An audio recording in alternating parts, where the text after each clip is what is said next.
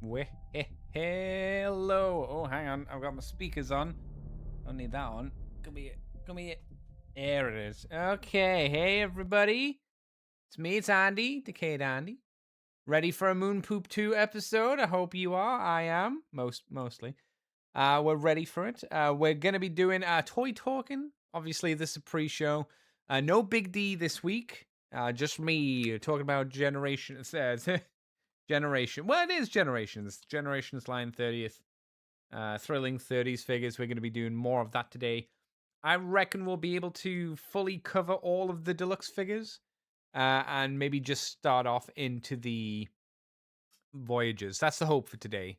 Hopefully we'll get through it all. Happy Easter as well, everybody. I'll say this at the start of the show as well. Happy Easter. Happy Egg Day. Happy Jesus Day. Good times all around, I hope. Hope you've had a good time. But let's start off the show. Let's get the music going. Let's get crack-a-lackin' with the knackin'. Okay. Where is it? Okay. Music time, everybody. Welcome to Moonbase 2.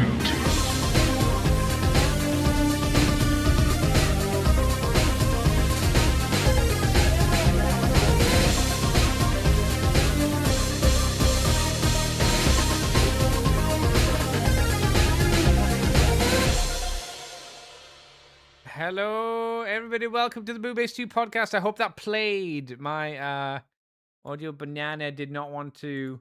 Oh, yeah, it didn't detect. You can see on... If you look into the stream, you can see it didn't detect my headphones, so I can't hear anything. But that's okay. I don't need to hear things at the moment. I just need to be able to talk to you as my knuckles explode. And I'm going to sneeze. That's me. We're here today to talk about Transformers. Yes, the Generations toy line of 2014 of that era. Yes, the Thrilling 30s line. We talked about it last week. We'll be talking about it today. Continuing on, looking at the deluxe figures. Maybe we'll get around to looking at the Voyager figures. But we definitely won't be looking at the Leaders and Titan. I was actually surprised because I did have, obviously, a quick look. Because I had forgotten for the next load of things we'll be talking about. There was only one leader figure in this line, which did surprise me. I was like, really? Huh? Because there's a lot of deluxes. There was a decent amount of legends, scouts, whatever they were called, that we've already talked about, the little 2-pack things. And a few like okay-ish voyages, but it was kind of interesting. I think by the end of like this episode, you'll probably have a good understanding of like this wave or this line, this Thrilling 30s was actually pretty good. Maybe not all the figures were the best, but in terms of selection, it was pretty good. And since we've moved away, or we're moving away from the issues of the oil crisis from 2011-ish time, we're now moving into better quality figures. They're still not as good as the Generations figures from, Universe and Reveal the Shield. I don't think we've ever hit that point again in terms of just like quality of plastic. But from here on out, things have started to get better. And we're starting off with the Armada Starscream Deluxe figure of 2014. So this was, I think, the first Starscream figure, Armada Starscream figure we had since that time of the original figure. And this was okay. It had some bad color choices. For instance, the shoulder joints, for some reason, were done in a yellow plastic. It was just a mostly inaccurate color scheme for the Armada Starscream figure. For some reason, I don't know why. But the actual just general mold wasn't too bad. Hello, Rodimus Power Toy Collector. Hello. Greetings from Germany. I hope you're doing well there today. Hope you've had a good Easter. Oh, yeah. Happy Egg Day. Happy Easter Day. Happy Jesus Day, everybody. I hope everybody's had a good Easter or is having it, or whenever you're listening to the show. I've hoped you've celebrated it in the way that is appropriate for you and your family, whether that is eggs or whether that is church or whatever it might be. I hope you've had a good one today or whenever it was for you. I completely forgot I had to mention that again. Glad we got that done. The Armada Starscream figure, like I say, mold-wise, I think is good. I think it gets the look right. It does the neat extra kind of additional kind of articulation thing, which his giant shoulders and his giant null ray cannons, you can flip them down. You can usually, obviously, for the original toy, they was stuck, and he'd have a giant plane sticking off the back of his of his back with his guns just kind of flopping out there, making it a little bit hard to store. They added a joint where that can be completely flipped backwards. That was a great idea. The wings can make the swords, but not really at the same time, as the translucent kind of little normal looking blades with a big old screw running through them, or pin disc or something like that, where you kind of fold them up. So they're not desperately smooth, but it means that you don't lose a wing when you want him to have a sword, which is maybe good, maybe bad. It's not accurate, but it means that if you want him to have a sword out, he's not going to lose a wing, which would be accurate, but would also look a little bit on the silly side.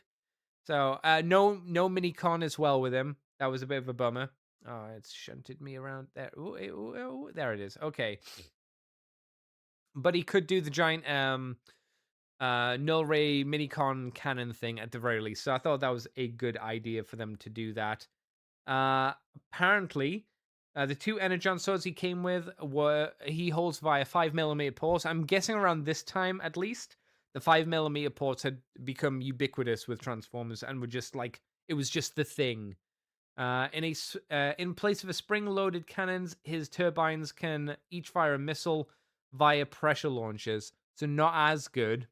Not as good. Pressure launch is never quite as fun as a proper spring, at the very least, and can be positioned in robot mode, either facing forward or lying flat on his back, which is what I mentioned to you as well. This mold got a couple of uses out of it, which I was kind of surprised at. I didn't think it had this many, in all honesty, but there was the Armada Starscream. There was a Fun Pub version of Skywarp and Ramjet. There was the Takara Tomy TG-33 Armada Starscream. And there was also the Legends LG-18 Armada Starscream Super Mode. That's the upgraded form. Because America, for some reason, decided not to do a blue version of the toy. But Japan did. Interesting. And Fun Pub, as mentioned, did the Skywarp version. So they did remold the head. And I think that was about it. But the colors were correct on this figure. So even though the Hasbro version of Starscream was not color accurate, the Skywarp one, done by Fun Pub, was. And looks great as usual. It's got the new head. It's got the little forehead spike crest, whatever you want to call that. It looks really good, to be honest. Does he see any fancy things here? No, not particularly. He also has the Matrix of Conquest molded into the back of his head. I don't know why. I don't know why he'd have the Matrix of Conquest molded into the back of his head, but it's a reference, I suppose. It's an interesting reference to do. But again, not sure why it's in the, maybe it's part of the timeline, the Timelines comic, and it would explain why that was the case. This was a online store exclusive, so not part of the subscription or anything like that. If you wondered. So that, yep, good. I like that one a lot. There's also the Timelines Ramjet, which I didn't know what that was. Timelines Ramjet is the Armada Starscream figure that was repainted, quote unquote, into Ramjet for the Universe line. So he's white and blue and red. And this one is not using the Starscream head; it's using the Skywarp head for some reason, which I'm not quite sure about. But so I guess it's not entirely accurate because I'm 90% sure that it was the Starscream head on that Universe Ramjet figure. Also, he's a little less bright. The cockpit is not like bright yellow; it's more of a really dull, translucent yellow. So it's not nearly quite as poppy as the original version of the figure. It's not bad. It's just, I think it's been used a little bit better previously for this design. Not that it's had a lot of, availability. I think this color scheme has only been used a couple of times, right? Oh, maybe not even a couple, maybe only 3. But yeah, if you look at the Universe one, you can see there's a little bit of a difference. I didn't. No, I was wrong. It does use the original Universe figure does use the Skywarp head. Well, I was wrong. Egg on my face. There was also the Japanese version of the figure, the Generations version. This one is colored correctly, and I definitely think this version of the figure looks better. For some reason, it still has the orange joints instead of them being yellow. So for a shoulder joint, it's like a pin that runs through a bit of plastic, and that bit of plastic then connects to the shoulder. Instead of that being bright yellow, this is more in tune with like the translucent swords. Also, the paint used on his little boobs and on the inside of the cannons as well. So it again brings it together, makes it a little bit tighter. Yeah, generally this looks like a better version of the Starscream figure. Much preferred, I would say. If you're gonna get it, this would be the one to get. Other changes in let's see the changes. Released it the 14th wave of the Generations toys, featuring a deco mold more accurate to his original cartoon appearance. Most obviously by casting much of the arms, legs, wings, and launches in stark white, which obviously wasn't part of the other one. The other changes included his use of a darker shade of red plastic and paint, and throughout the painted red cockpit, red painted toes for his little feety weeties, and a black painted canopy and a silver face for the figure, and the painted chin strap. Did he have a chin strap? Oh, I didn't even recognize that, but okay. So there's that one. Then there's the Super Mode Starscream, which is the Thundercracker version. Again, only for Japan, because why not, I suppose. So this is his blue version with bits of silver on here and there. And again, looks great with bright red faceplate. This toy was repurposed as Armada Thundercracker in Fun Publications Armada Volume 5, apparently. So that's something to talk about. But yeah, it's bizarre that America didn't do this, because it seems like an easy repaint to do. But America never, ever touched it for some reason, which is odd. If it was done today, I think it's obvious to say that it definitely would have been, but... I'll throw out there as well, I never had this mold. I'm pretty sure I played with Mr. Dave's when I was around at his, and I'm pretty sure I didn't mind it. The question I would have, which maybe chat can answer, is if you had this mold, how does it stack up to the latest version of Armada Starscream? If you could actually pin that down and say, yes, this was better or that was better. The one I'm talking about is, of course, not on here. Why would it be? The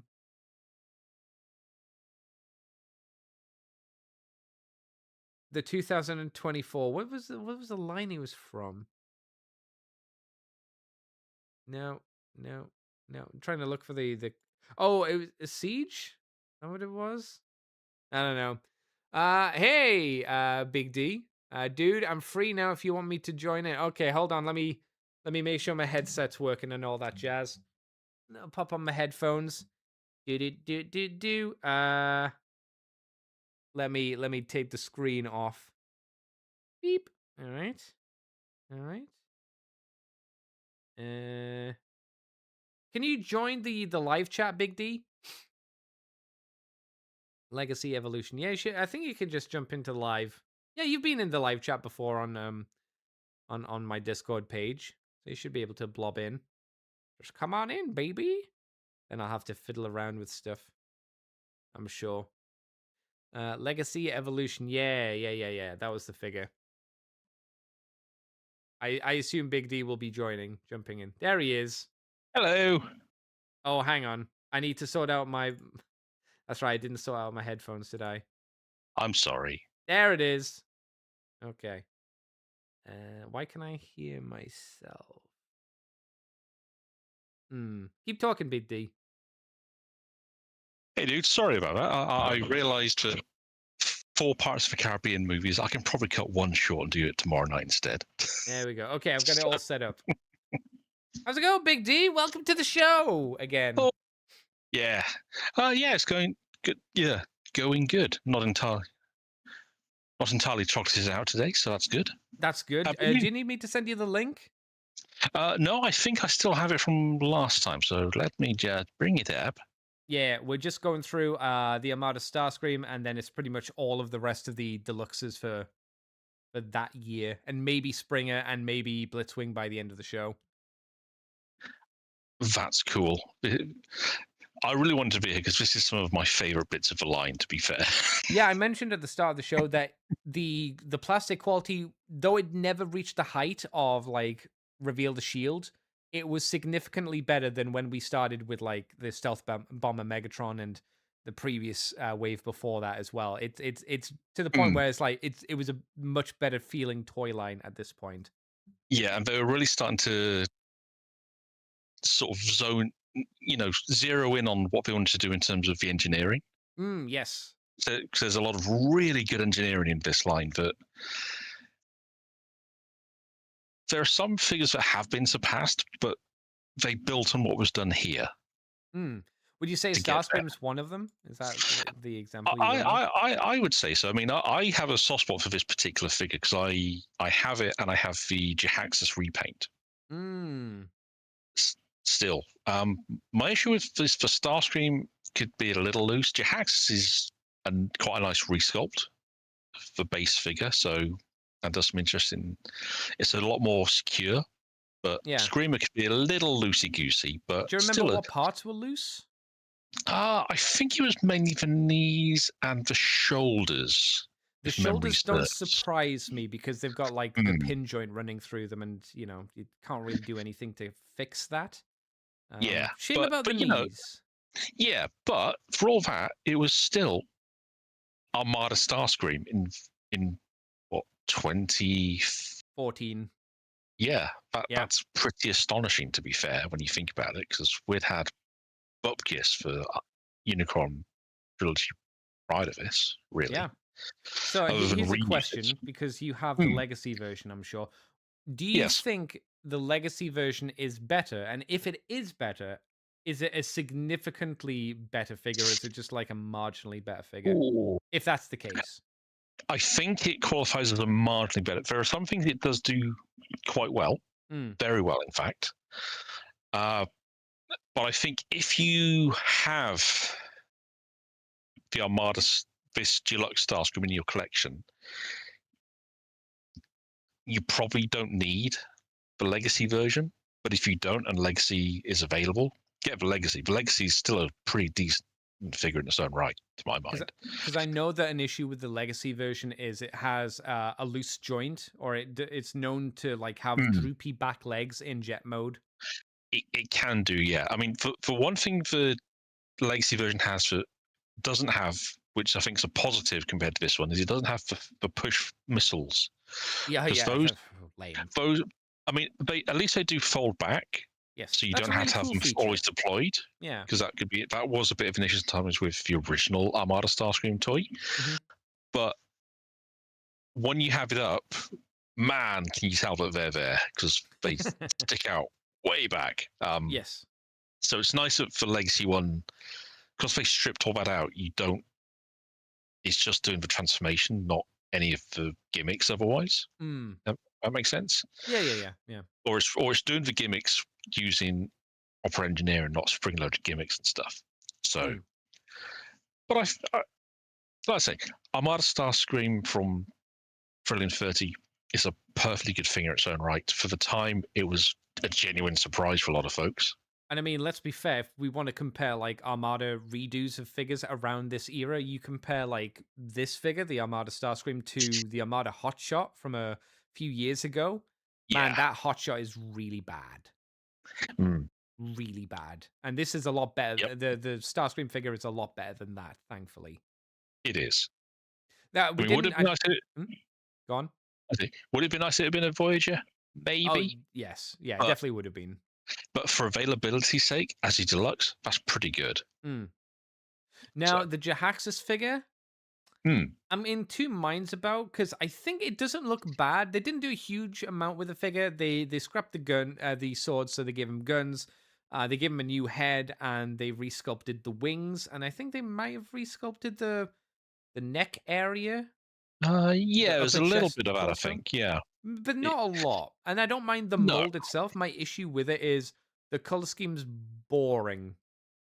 Yeah, it's not really what you think of Jahaxus. I think this was one where they kind of weren't really sure what they wanted to do color-wise, because this is very much Jahaxus from the IDW comics, and his design was kind of weird anyway. He's all over the place. Yeah, they didn't know what they wanted. He was kind of a hunchback at one point before he then turned into this form, if I remember right. Yeah, and this form, the idea was that his logic was he had his exo frame could duplicate other transformers, so he copied Starscream's body, which is like, okay, sure, you wanted an easy retool, go ahead, fine. It definitely sounds more like Hasbro said, we're going to make him into Jahaxus, and the IDW people went, okay, sure, why not? Doesn't make sense. I don't. My issue is if we want to talk about tournament ready battle scheme color schemes, he's not he's not tabletop worthy. He's two colors effectively. I mean, he's orange and gray. He's got a bit of black in there, I suppose, or it's a two tones of gray, I suppose. A very dark gray. You're right. There is black. There's black on the nose cone and on the little tail fins on his legs. They're black, but for the most part, it's dull. They needed to either mix up. I'm not saying it had to be the original Jahaxus color schemes that they would later do for Legacy. They didn't have to go that far, fine, but they just had to make it a little bit more visually interesting for me to have gone in for this, which I didn't. I tell you what, this figure does work really well though nowadays. If you wanted to pad out your Neo Cybertronians with modern Jahaxus, his troopers from that troop builder multi-pack, and then a couple of these guys. Yeah. Because Jahaxus, let's be honest, he would have a couple of guards where he's just got them to copy his face. Well, if you said to me Jahaxus could be a Fabius Bile kind of character, I'd be like, yeah, okay. I wouldn't be against that. Even better. Yeah, it's like, okay, yeah.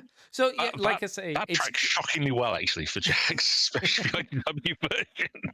Like I say, so the Legacy version that we'll maybe talk about in the future, I think is better in some aspect. Like, it's way more interesting color scheme. It's got more of the proper Jahaxus look, but I'm happy to say that the Generations one has a much better vehicle mode, because the Legacy vehicle mode for Jahaxus is just dog shit. It's really bad. It's really bad. I mean, he didn't really have an alt mode to start with. You're not buying Jahaxus for the alt mode. You're buying it for the robot mode. I mean, you're buying a Transformer. I know. I don't think you should ever give away well, it could be shit, because it's it's like no. If you're making a Transformer, you should at least, especially for 2022. It should have been a little better, I think. I mean, that body type works so much better on Vector Prime instead.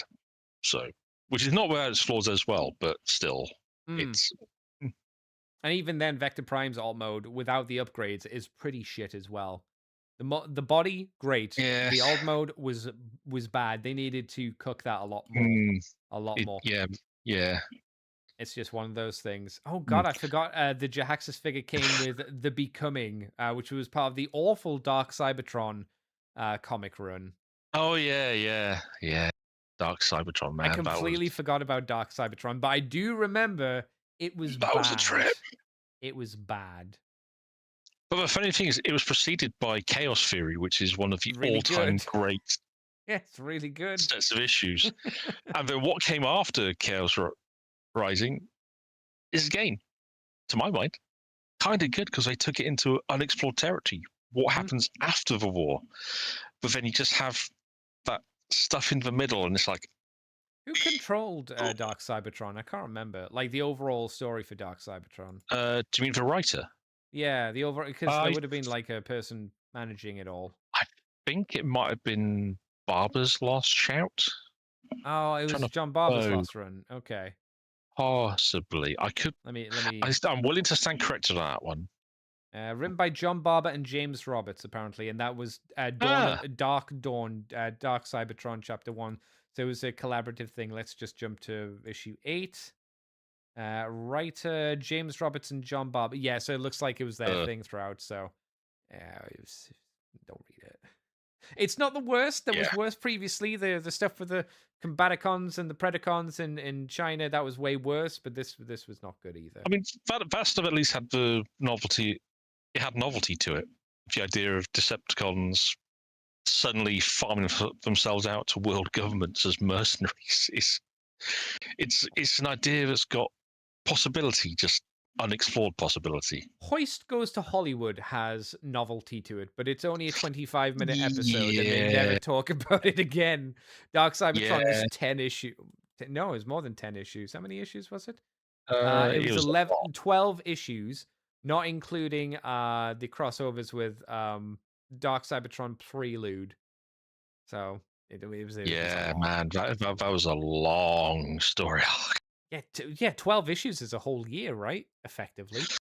Yeah, I think it was bi-weekly though, so At that point, was it bi-weekly? I thought we didn't get the bi-weekly stuff for a while. I think the Dark Cybertron it might have been. I'm sure that they really ramped it up to get it out Maybe I can't pretty remember. quick.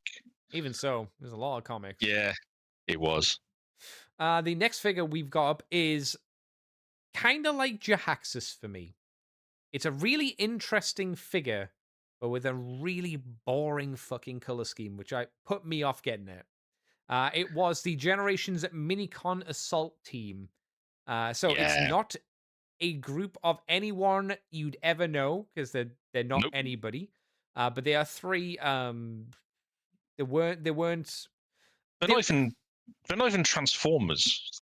They're not Autobots, Decepticons. They're another species entirely. Yes, I was going to say they were kind of like the Legends, not the Legends figures, the Scout figures with like Chop Shop and stuff from before. They're a little bit less than that in terms of what they can do. But so they were small figures that could transform from a tank to a robot, a maybe Raptor-esque ish looking jet to a robot, and a helicopter of some description. Funny enough, that jet's got more than a little bit of the old Legios from Mospida / Robotech New Generation, doesn't it? That I'll have to take your word for it. Someone in the chat will understand my reference. They'll know.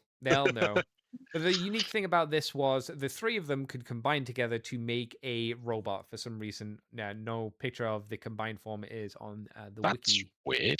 It is weird. Let odd. me see if I can find it, because it's not the best robot mode, but it's like, for a free Minicon combiner, it's fine. It's better than previous 3-person combiner teams we'd had before. Like from Armada and the Star. Well, no, the Star Saber team didn't really turn into a robot together. I mean, they're better than the 2 stabs that Perceptor Unicron trilogy gave us. That's the one I meant. Thank you, Perceptor. That's the one I was looking for. There's an image of the robot. It's not bad, and it, if I remember, it stood about the same height as most deluxe figures, right? Yeah, stands as a deluxe. It always felt I actually didn't pick it up until a few years after this line had finished. To be fair, I think I might have got it at a convention. In fairness, it was relatively cheap, but it was one of the things I liked what they were doing. The whole idea of having this separate faction whose war had been of robotic Transformers whose war had been raging even longer than the Transformers had, and Will just ends it by blasting the main leader of, I think, the good guys. It's kind of funny, and then they did a toy which is I mean, Centuritron is fine for a combine, like I said, for a 3-figure combiner at a deluxe scale. He's actually surprisingly decent, and I got to give him props for fitting in an old Transformers UK reference with the Centurion name. Oh, is that a reference? Okay. I think they might have been referencing Centurion. Not the Centurions. No, this was something a little bit different. Okay. But I mean, yeah, it's fine. I mean, they all had the transformations were fine. The alt modes were relatively interesting. It's just, I say, I think the colors were a little bit. They were really boring. Gray and a really dark army green with silver and bits of yellow highlight. Not that appealing.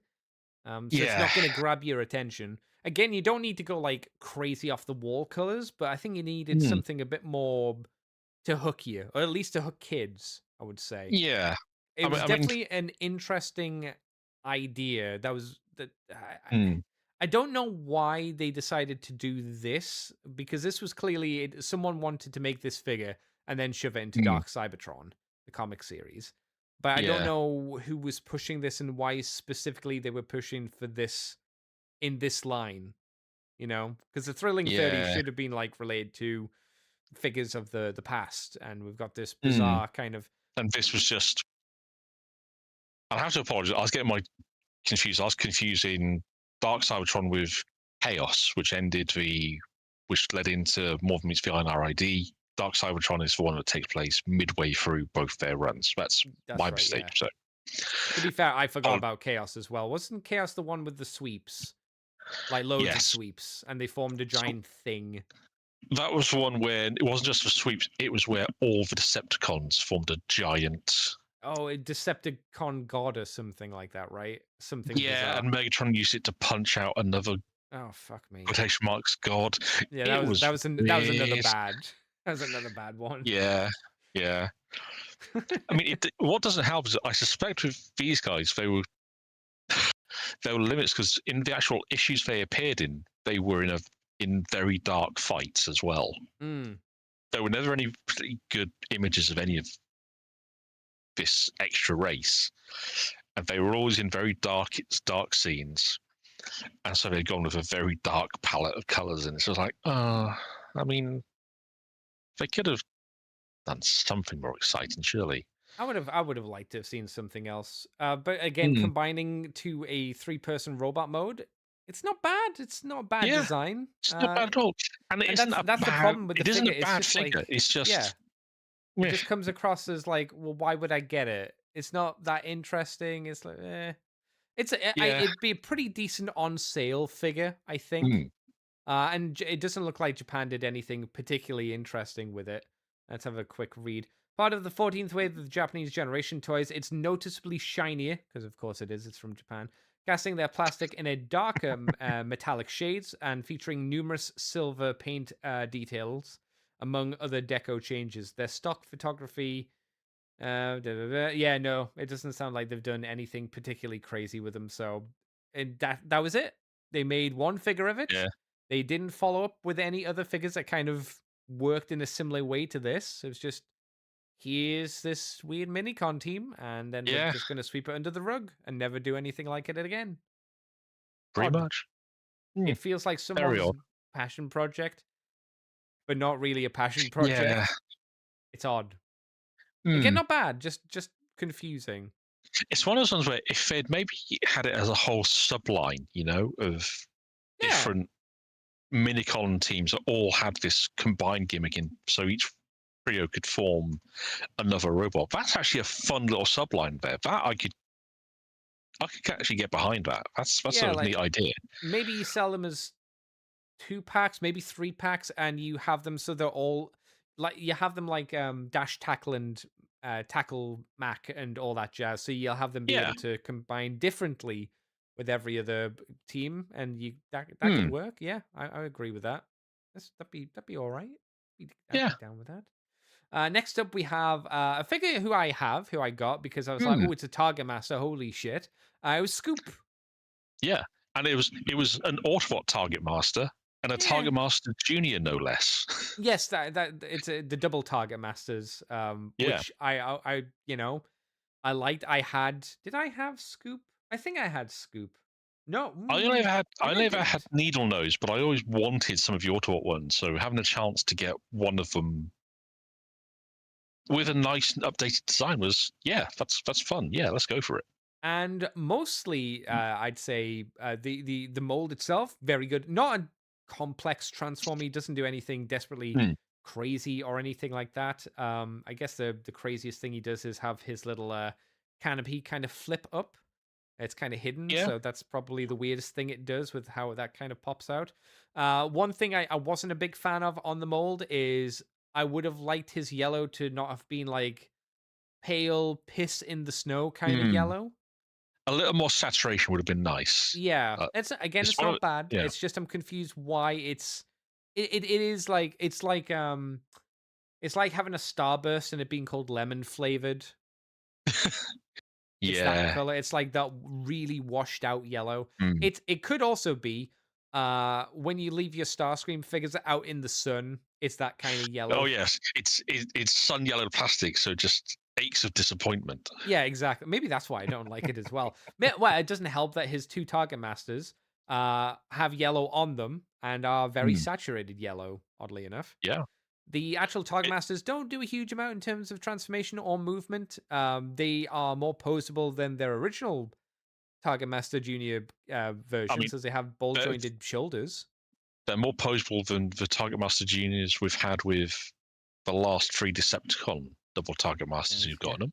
that's true as well. Which that's such a weird thing to say because literally these guys they just have movable arms and the weapon port can swivel around. That's it, and Yeah, yet I'll say though that these two, although they have a little bit of playability, which is good, in terms of them turning into guns, they don't look great as guns. As all you do is you fold their arms backwards and flip a thing over yeah, their head, and they have this awkward orange port kind of between their knees, like they're doing some mm, kind of race at a preschool with their kids. yeah, It looks a bit but awkward, but it does. it's fine. But then Uh, again, they're but not again, convincing guns.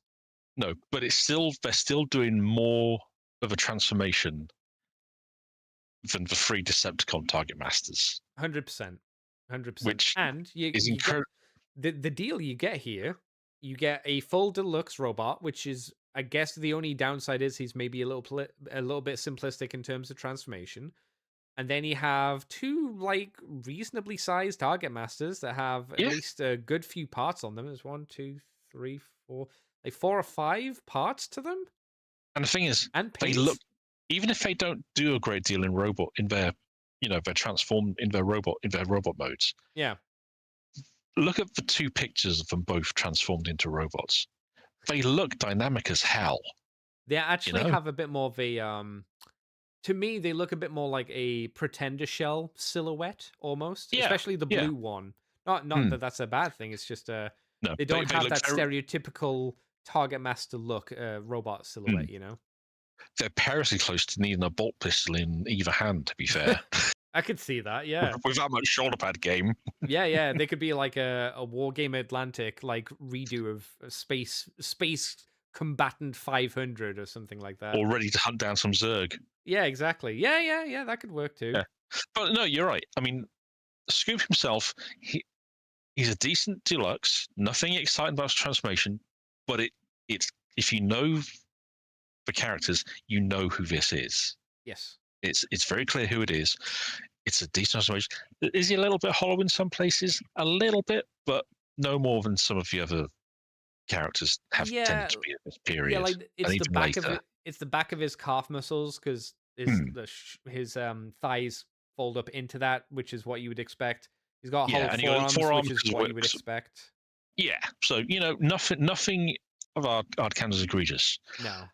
I have Scoop myself. I'm very happy to have him in my collection, if only Yeah. for novelty's sake, because Yeah. it's Scoop. Who Yeah, the and I hell think expected a Scoop? Again, who expected Scoop in 2014? apparently the next Scoop figure was in 2026 and it was a Blockies figure of only his Scoop mode.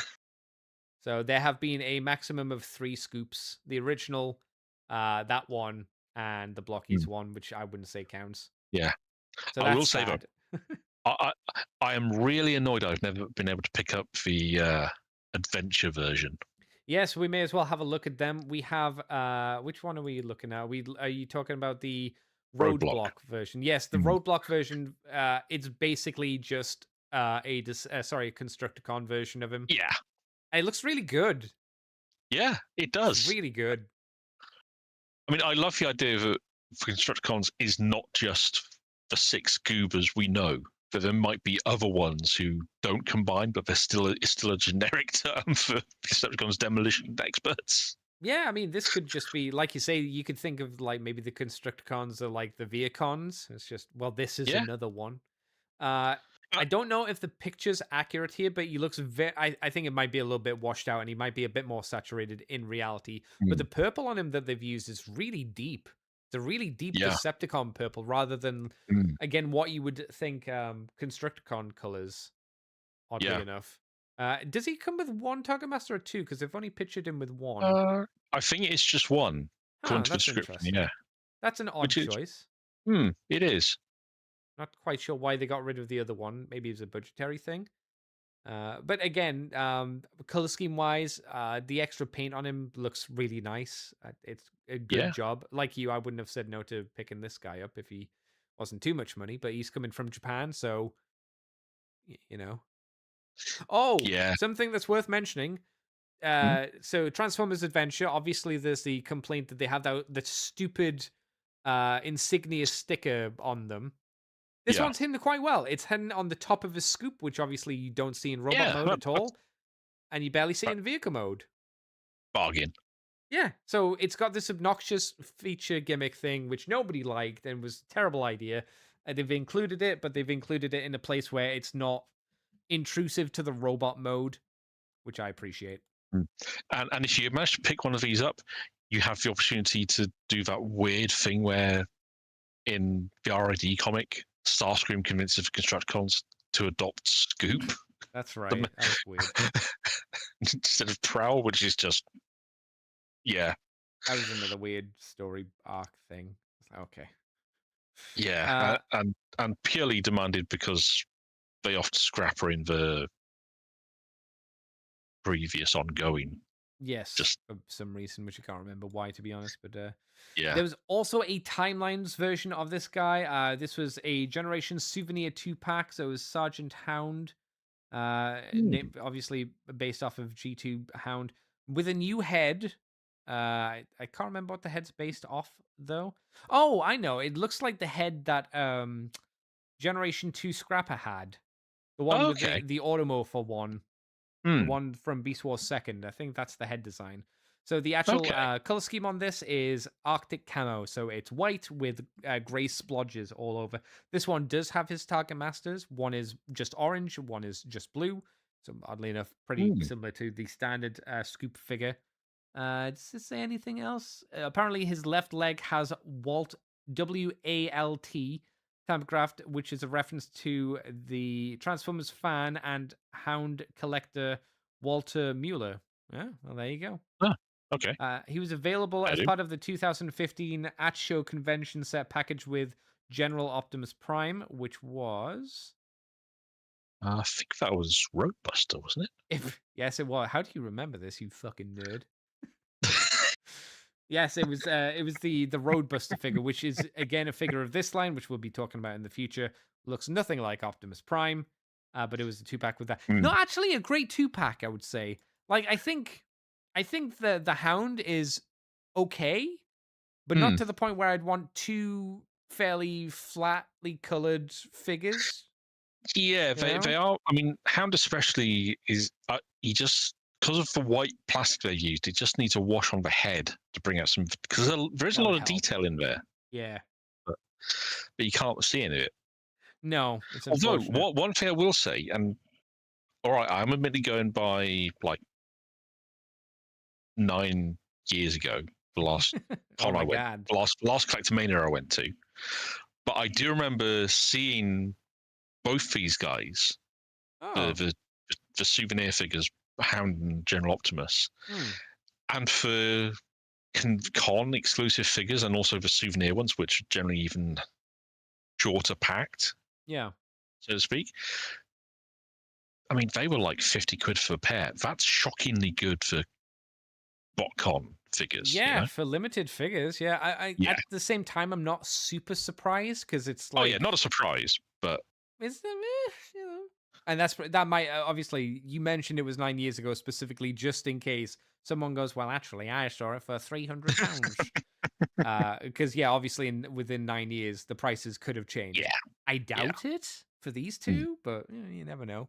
XL Head says, damn it, Hasbro, you say constantly that you want complete sets, but you left us hanging with Scoop. Where's that quick mix and landfill? Yeah, well, very true. Yep, you're not wrong.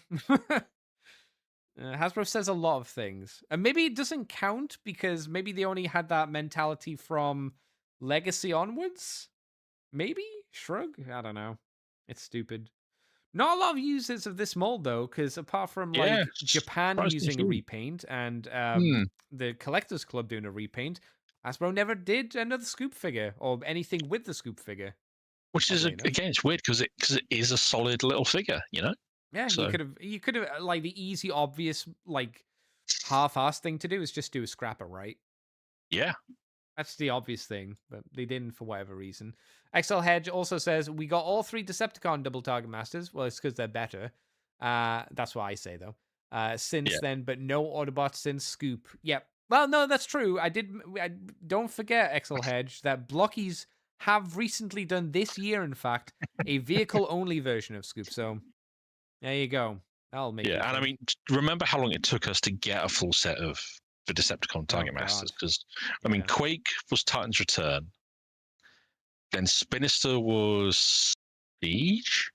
Well, no, they did a newer Quake figure as well, if you No, remember. no, I was going to give it. Needle Oh, Nose okay. was Legacy, Yes. and then you got to the point they redid Quake in Legacy Evolution with the most bizarre op mode. Yeah, well, they were using Yeah. Skullgrin. It's better than the Skullgrin figure, but it's yeah, that's a I like mean, it. But I don't love the it's alt a nice mode. robot, but the op mode is It's yeah, you know what the tank mode for that Quake figure reminds me of? It makes me think of I can't think specifically, but it makes me think of a top-down RTS from like maybe yeah. like What Total about Annihilation, like one of those random designs where it's just like, yeah, it's a square with a gun. There you go. That's all you need. I mean, I was watching. What was it? I was watching Doctor Lockdown's big 8-hour legacy overview show. Oh my god, 8 Like, hours. yeah, I needed something on in the background, so it's perfect for the whole day. And he mentioned apparently Legacy Quake is actually based on a real tank, his alt mode. Huh. But go figure. Yeah. That almost sounds like an excuse for bad Hasbro engineering. Yeah. Yeah. To me, at least. That's what I boil it down to. It's just, well. Mr. White says, Blockies will probably cover every figure eventually. I'd say in one form or another, Mr. White, because I wouldn't give them credit for doing Scoop as a excavator without robot mode, because that's kind of lame. But also up next, we got the Generations Rattrap figure, which if we want to look back at the previous goes around at doing Beast Wars updated figures, we had Meth Kitty Cheetor, which was terrible, and Dinobot, which was also pretty terrible. I never had this figure either, but I do. He's still on one of my shelves. This is a market upgrade again from those two figures at the very least. Oh, absolutely. This is kind of a. This is the Rattrap everyone kind of imagined in their heads. Yeah, he's a deluxe, so he's bigger than he really should be to go in your Beast Wars collections. Just get the core class from Kingdom. That's a decent little figure in its own right. For a core class, that's solid. I think this is a more satisfying toy, though, right? Oh yeah, this one has got the gimmicks. It's got the freaky little beast mode hands. The neck can bend forward to do That's a really good feature. That's great.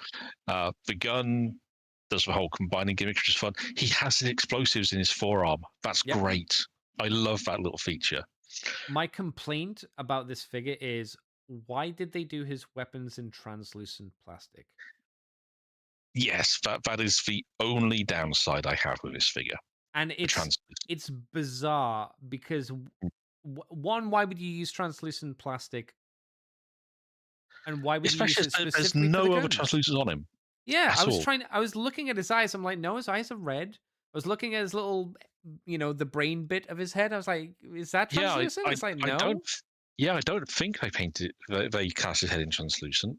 It's bizarre. It's a really bizarre choice because it doesn't seem like, unless there's something on the figure that we're missing, why you do it, and why would you do it for?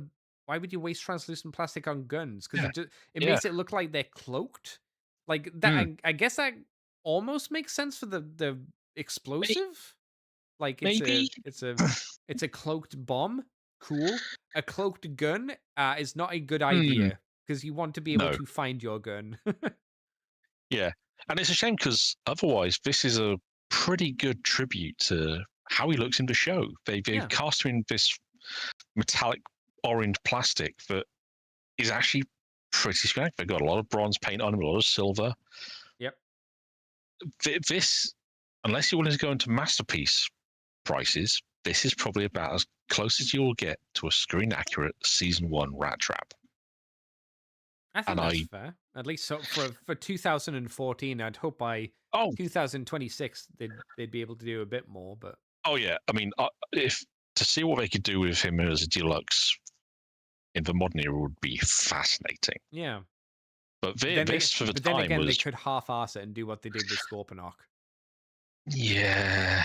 So who knows? Like you say, this is a good little looker at the very least. And again, he didn't do a lot. Apparently, Rattrap became noticeable shelf warmer long after his release. He was still found in plentiful numbers throughout future waves of the Thrilling 30 line, and could still be found while following the Combiner Wars toy line was in full swing. That's interesting. That surprised me because I know that over here in the UK, he was a bit of a pain to find. I think this was a period where I was doing a lot of pre-ordering from like Kapow and places, even some stuff from Big Bad Toy Store. Right. Oh God, that would have been expensive. Yeah. There were a few batches where I split shipping with a friend because... But yeah, I don't see any noticeable drawbacks, just... like complaining about anything that's wrong with him. Oh, apparently the tail was rubberized with a wire going through it. Neat. I'm not a big fan of rubberized plastic because I always fear for its longevity. That's again extra bit of articulation.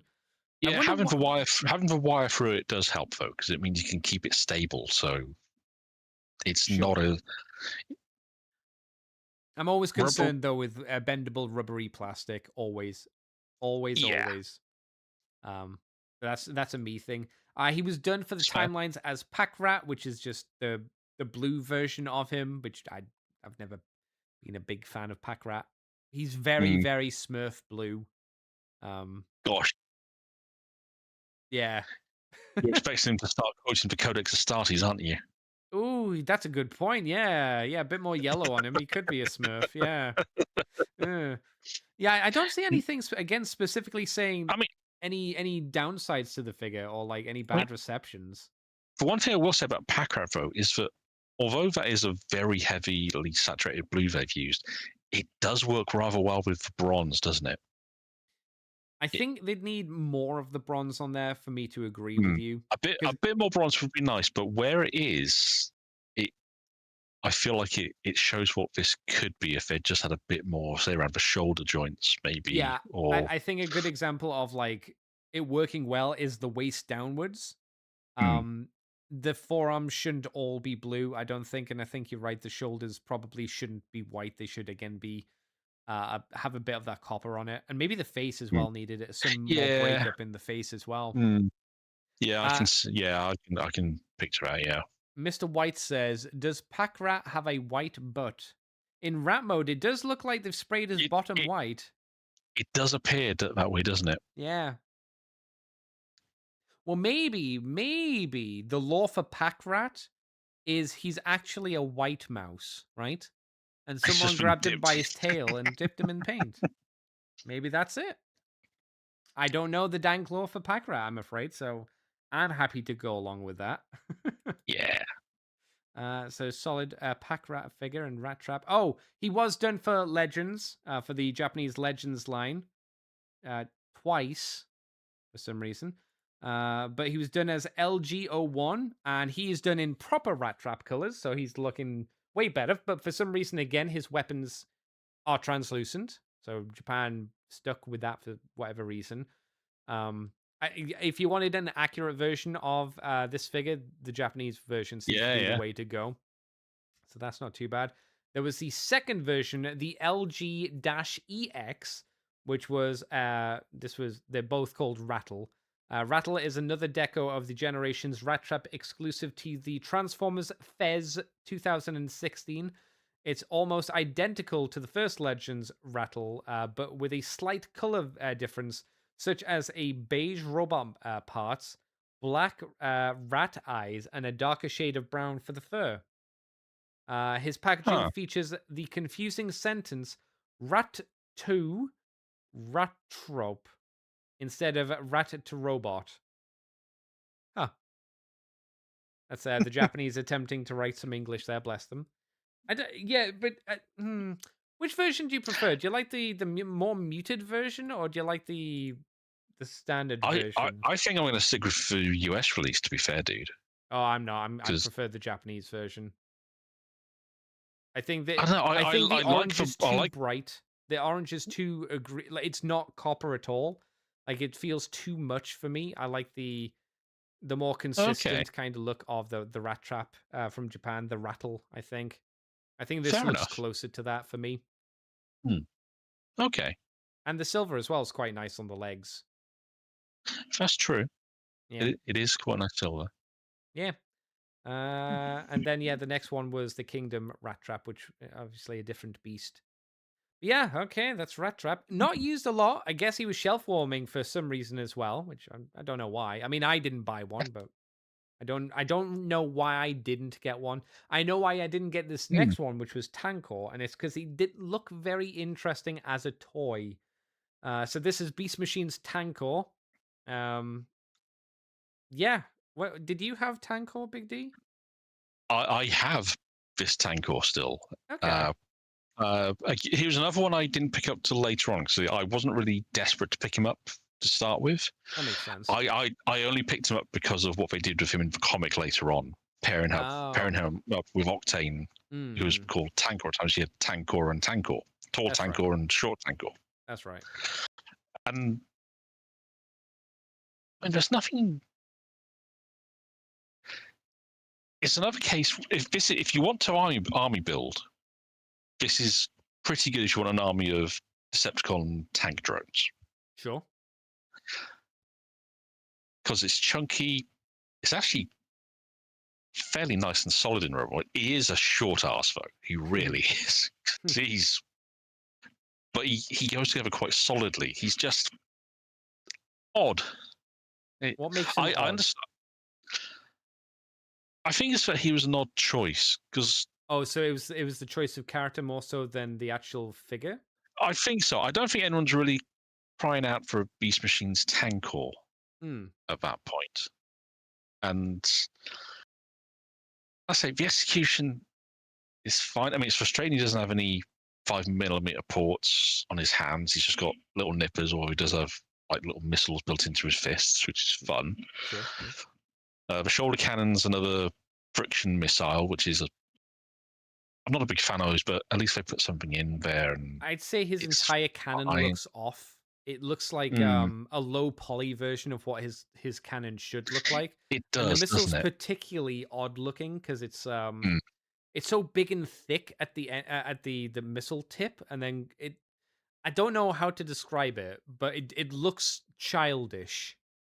Yes, it almost looks like he's got a bog brush stuck out the top of his cannon, doesn't it? Oh, yeah, that's a good way to describe it. Yeah, like a toilet sweater. Yeah.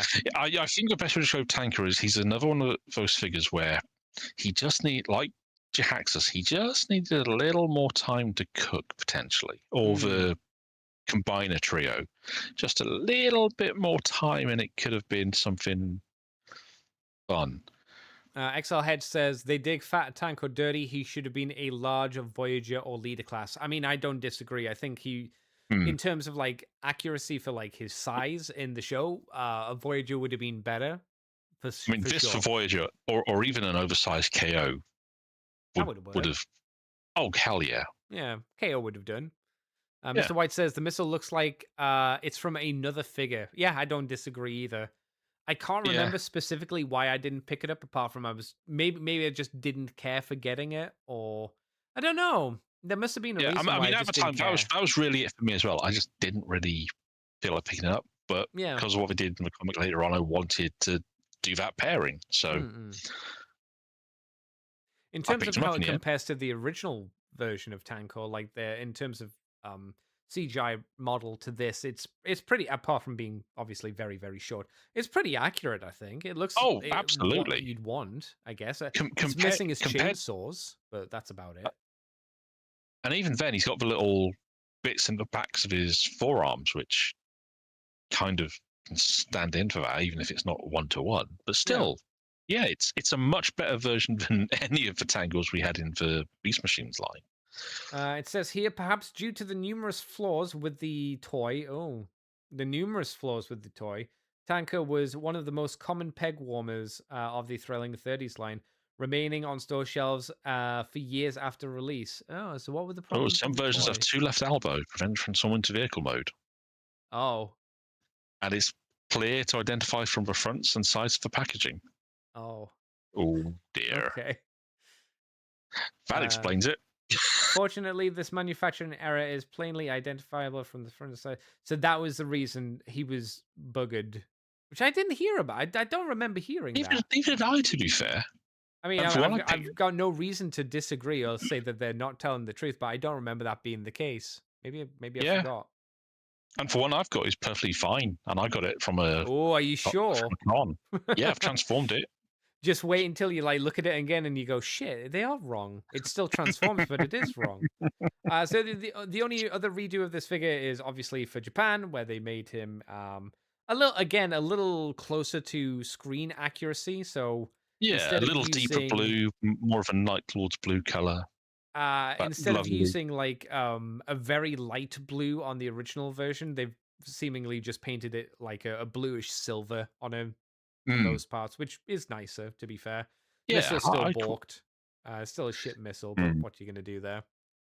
There's also his claws are painted in black, and so are the chainsaws in his forearms as well. So that's something. mm, Not a yeah. crazy change, but a little nicer one. Exo It's a Head little says, bit that helps make it nicer, hmm. I always wanted I always wanted new figures of Beast Machines designs, even if they aren't 100% accurate. I mean, Yeah, it'd be nice to see them attempt it. I just don't think they're willing to, because I don't know yeah. if it's still the case, but it feels like Beast Machines is still this weird, like slightly underappreciated Transformers series. It is.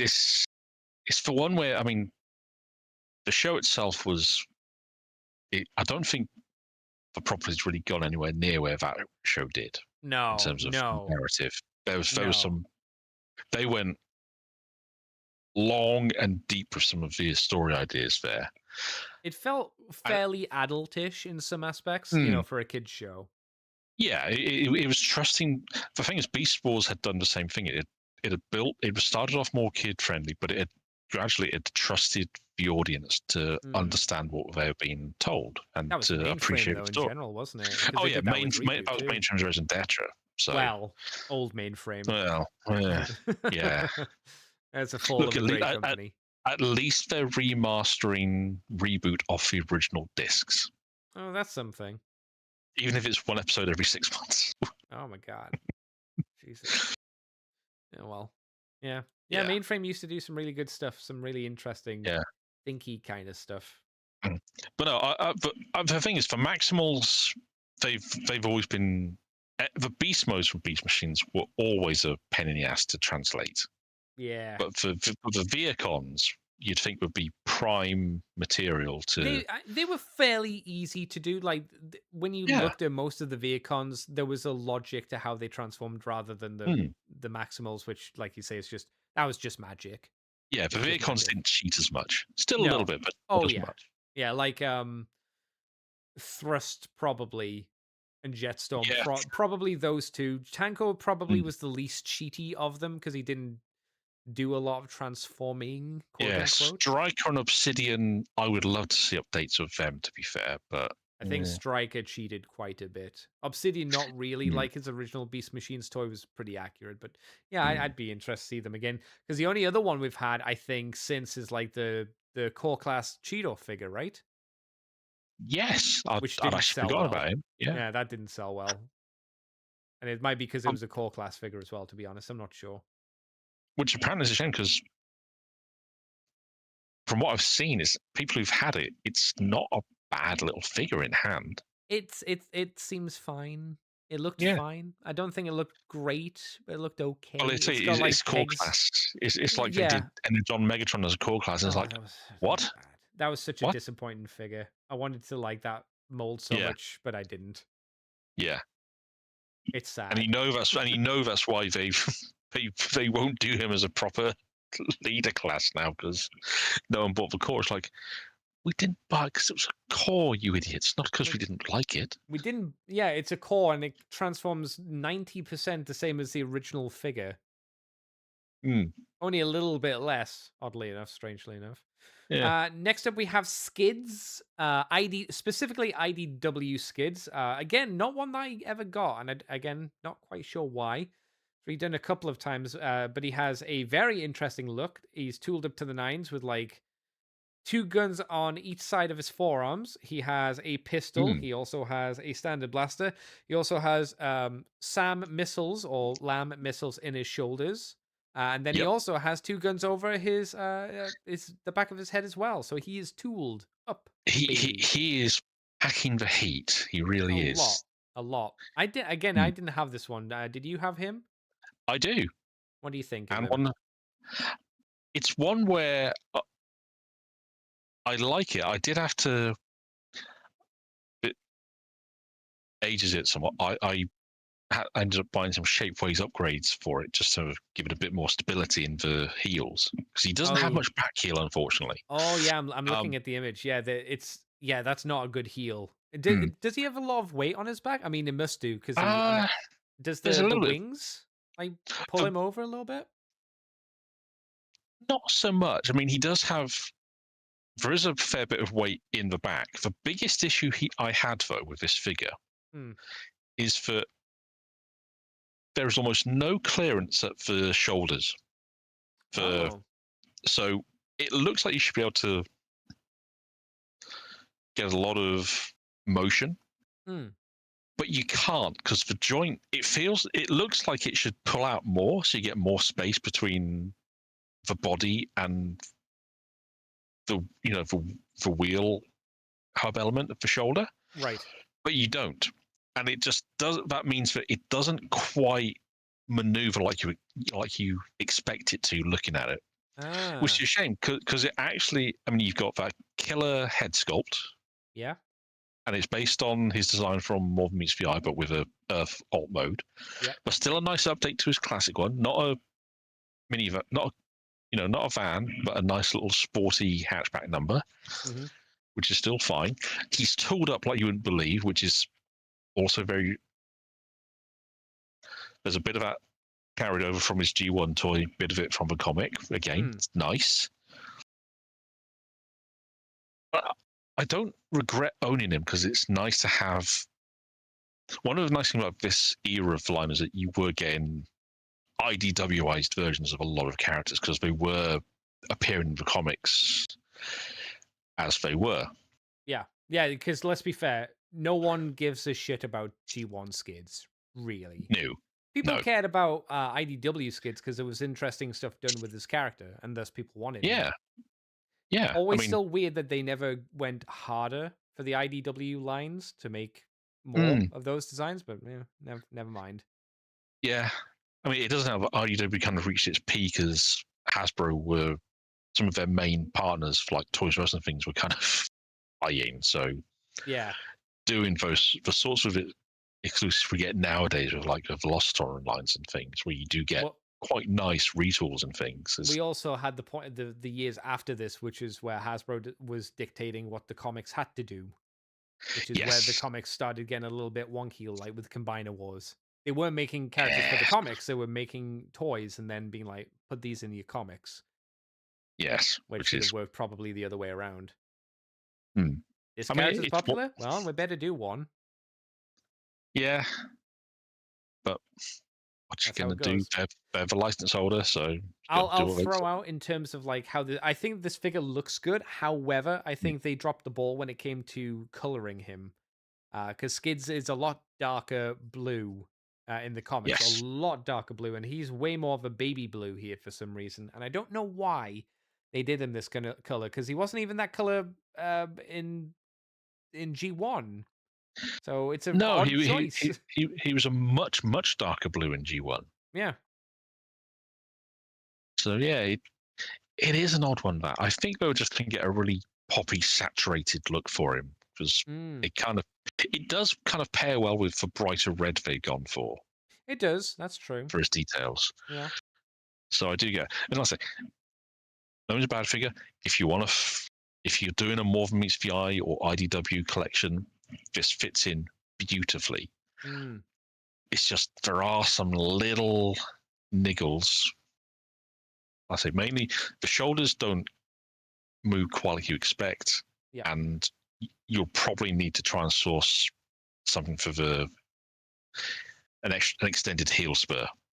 However, And it that's like, sounds like there were some other issues with this figure, as apparently there were numerous reports of the figure's hips being assembled the wrong way round, thus affecting the car mode as well as hampering the leg articulation, and it could even result in the ball joints at the waist snapping off. Ew. oh, This can be simply fixed by popping them out and swapping them to the right place.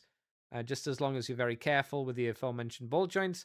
At least some later releases fixed this issue. Unfortunately, Skids had a great deal of difficulty standing up due to his overall poor balance, unless posed in a way to offset the weight. So there you go. That's yeah. confirmation of the issue. It was not just with yours. It seemed like it was a I general mean, thing across the in board. fairness, I mean, my one I didn't have the issue with the hips, but he could, in fairness, he could pose reasonably well, so you could balance him out that way. But yeah, it was a frustration. Mm. I think I got some. Thankfully, the way he transforms, I had a couple of heel spurs that just plug into what becomes the back end of the car mode.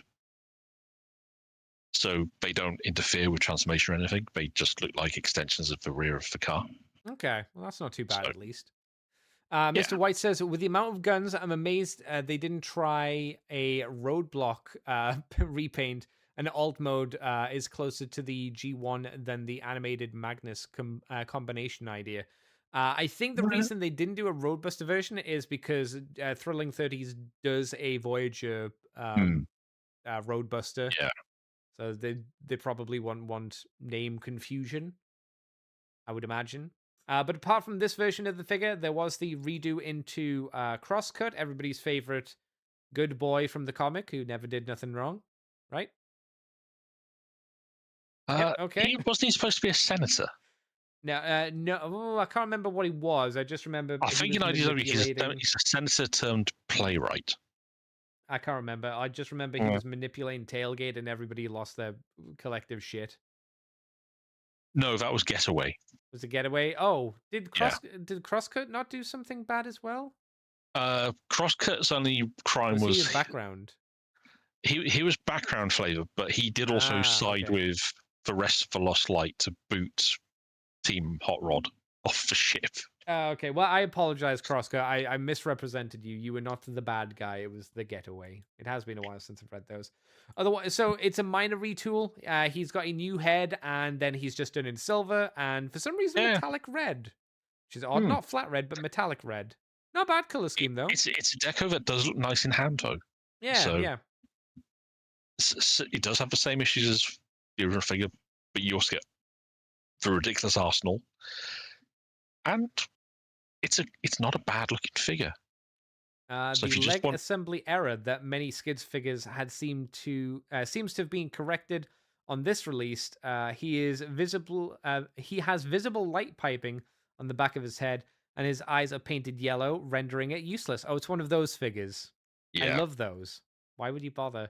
Sadly, the bouncing problem was left unresolved, causing Crosscut to have a great deal of trouble standing unless posed in a way to offset the balance once again. So, there you go. Yeah. Crosscut, not a bad one. Also, this figure was done for the timelines as a Diaclon 2-pack, as he was done into... Oh, it's just Shattered Glass. So the redo is... him in black color scheme with silver and red. Looks pretty good. Looks okay. Yeah. I think a little bit more poppy than the standard blue version. And he was also done into roll bar for Age of Extinction. Hang on. Oh yes, you're supposed to be the car mode of that asshole boyfriend character who had the laminated Romeo and Juliet clause thing. Timeline Burnout was Oh, okay.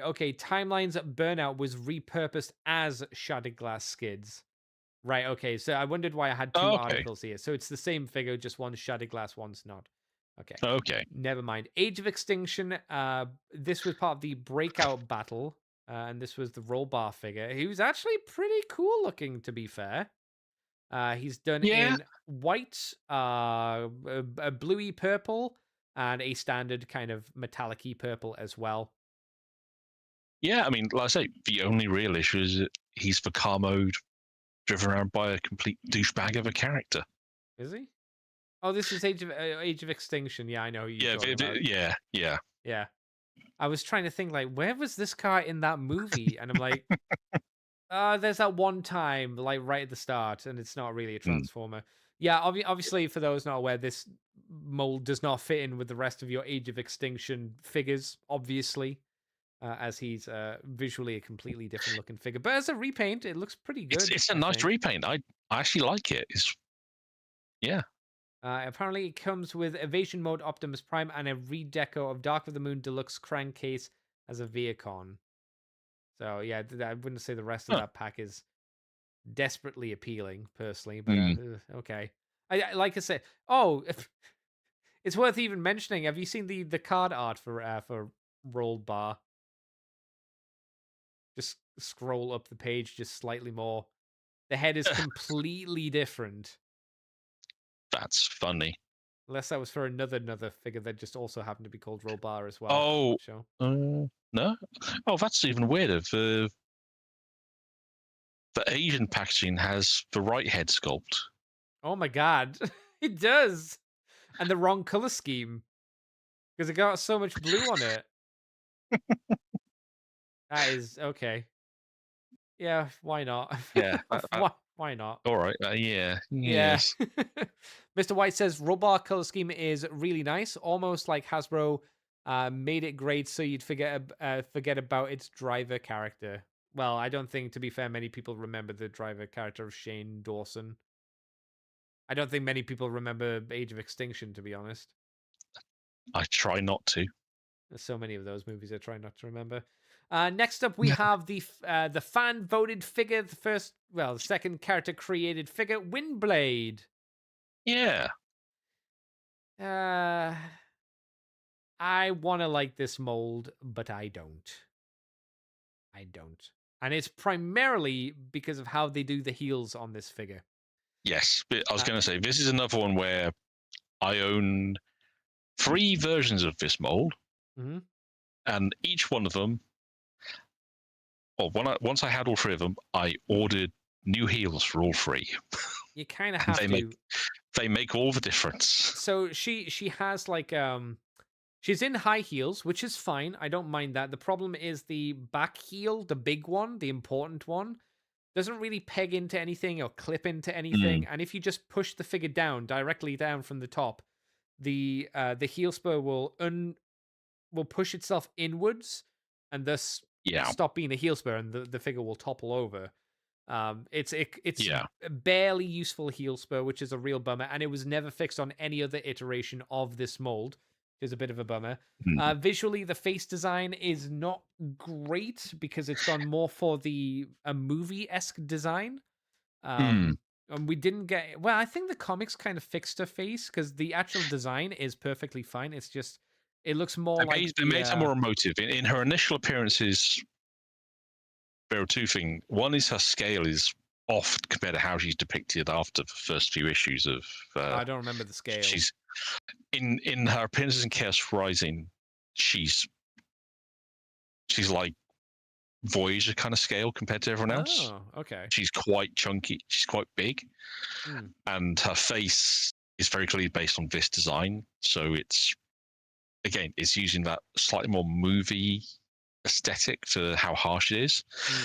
And then like in subsequent issues, especially the her own miniseries, they figured out. They made a much smaller character and her face much more expressive and less harsh.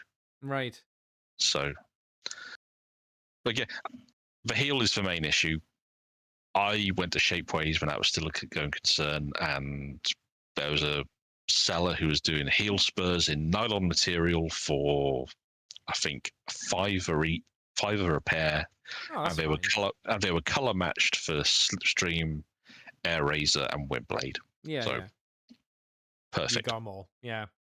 So that's one of the issues. Other issues I have with the figure are the play mode is primarily quite dull to look at, color scheme wise. It's just primarily black, and then at the back of the plane you have these two giant shins, which haven't been hidden at all because her legs just kind of don't really transform a huge amount. And she comes with a energy sword katana, which is quite nice. She comes with a sheath for the katana, which is pretty cool. However, the katana sheath just kind of, again, awkwardly plugs under the plane mode, which isn't great in itself either. But this was the foundation for Windblade, and it's not a bad foundation. It's just, again, like Jahaxus, just needed a bit more time to cook. Also, because it's a female transformer, her hands are open for some reason, even while holding a sword. And she does have very thin biceps and hands. I don't mind the biceps being thin. I think that's fine. I've never felt they were.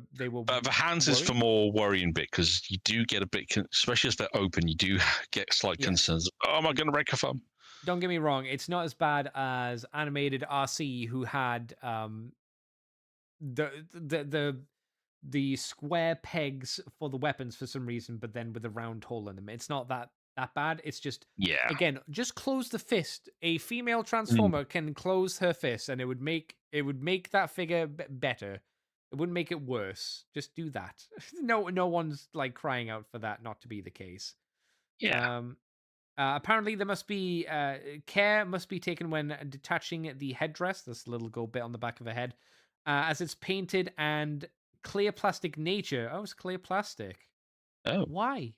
I've never noticed that. Because it's fully painted, I guess. Makes it very tight and susceptible to breakage.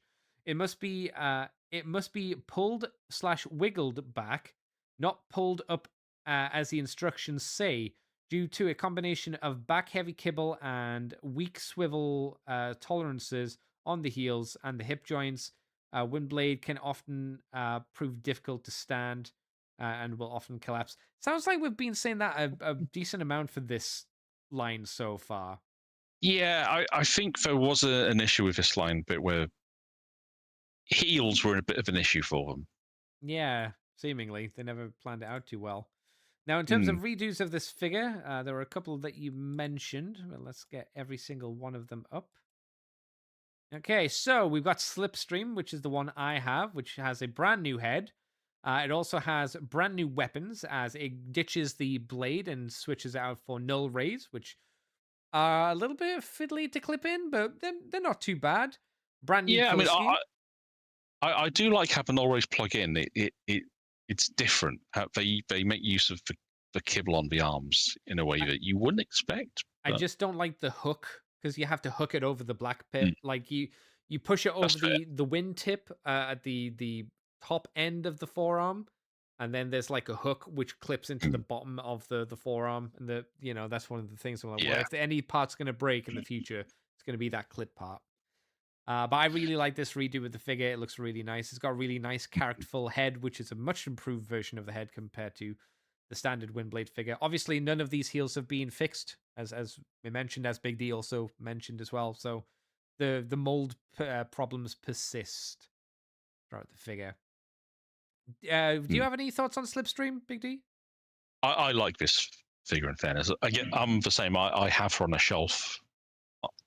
My only issue with this figure, and it's purely of my own making, is that when I was one day I was a bit ham-fisted and knocked her off the shelf she's on. No. And that chipped a bit of that lovely glossy black on her forehead. Oh no. So and So underneath it, there's just this sliver of silver poking out. I've never gotten around to trying to repaint it at all. Some But, battle but, that's, damage. but that's purely my ham-fisted fault. Otherwise, if you get the heel sorted out, I've never had an issue with it otherwise. Poses, When you were decent. ham-fisted with her, was this pre or post heel fix that you did to her? Post heel split, but Okay. basically I was getting a Blu-ray off the shelf because the shelf she's on is one of my Blu-ray shelves, and I just knocked her by mistake. And you picked her up and violently threw her across the room. My God. Yes, I gave it a punt. XL Head says, "Why would you remove the headpiece after plugging it into Windblade? I'm glad it never broke. I mean, because it's like it's a fan that she can hold. I know. I've always known it's a gimmick, a feature, but I've never used it. I've No, always just left it in. I don't know any Windblade that looks better with it using as a fan to be wafted in her face, because like she's also a robot, so wafting wind into metal, I don't think does anything. I mean, some have used it as like an extra weapon she can use as like It's a final. But it's isn't that like using a spoon or a fork or something in terms of range? It's like a weapon really of last tiny. resort, you know. It's like everything else is done. Right, Get the head fan. Get in close and yeah, man, that's a bad day. You don't want to be in that situation. There was also the BotCon 2016 exclusive Air Razor figure, which is really good, to be fair, and just looks like it's black, but it's not. On the shoulders and the chest area, they've done these sort of like brown squiggly lines to try and give the air of feathers. And then the rest of the figure has nice bits of yellow. It's mainly black in robot mode. They actually do the good thing of like having her shins black as well, so it kind of mushes into the plain mode a lot better than the previous iterations. Like Slipstreams, it's still very obvious. With Windblades, obviously, it was very obvious as well. And the head sculpt, is the head sculpt just Slipstreams? It is just Slipstreams, just give them new deco. So which works really well for Air Racer, to be fair. It does. BotCon just got that figure and just redid it, which is kind of interesting because you wouldn't have thought that they would have taken the Japanese exclusive version and did something with it, but they did. So she also comes with null rays, obviously, as well. Do you have any thoughts on the Air Razor, Big D? Just that it might be my favorite deco of this mold. Oh, okay. What makes it your favorite?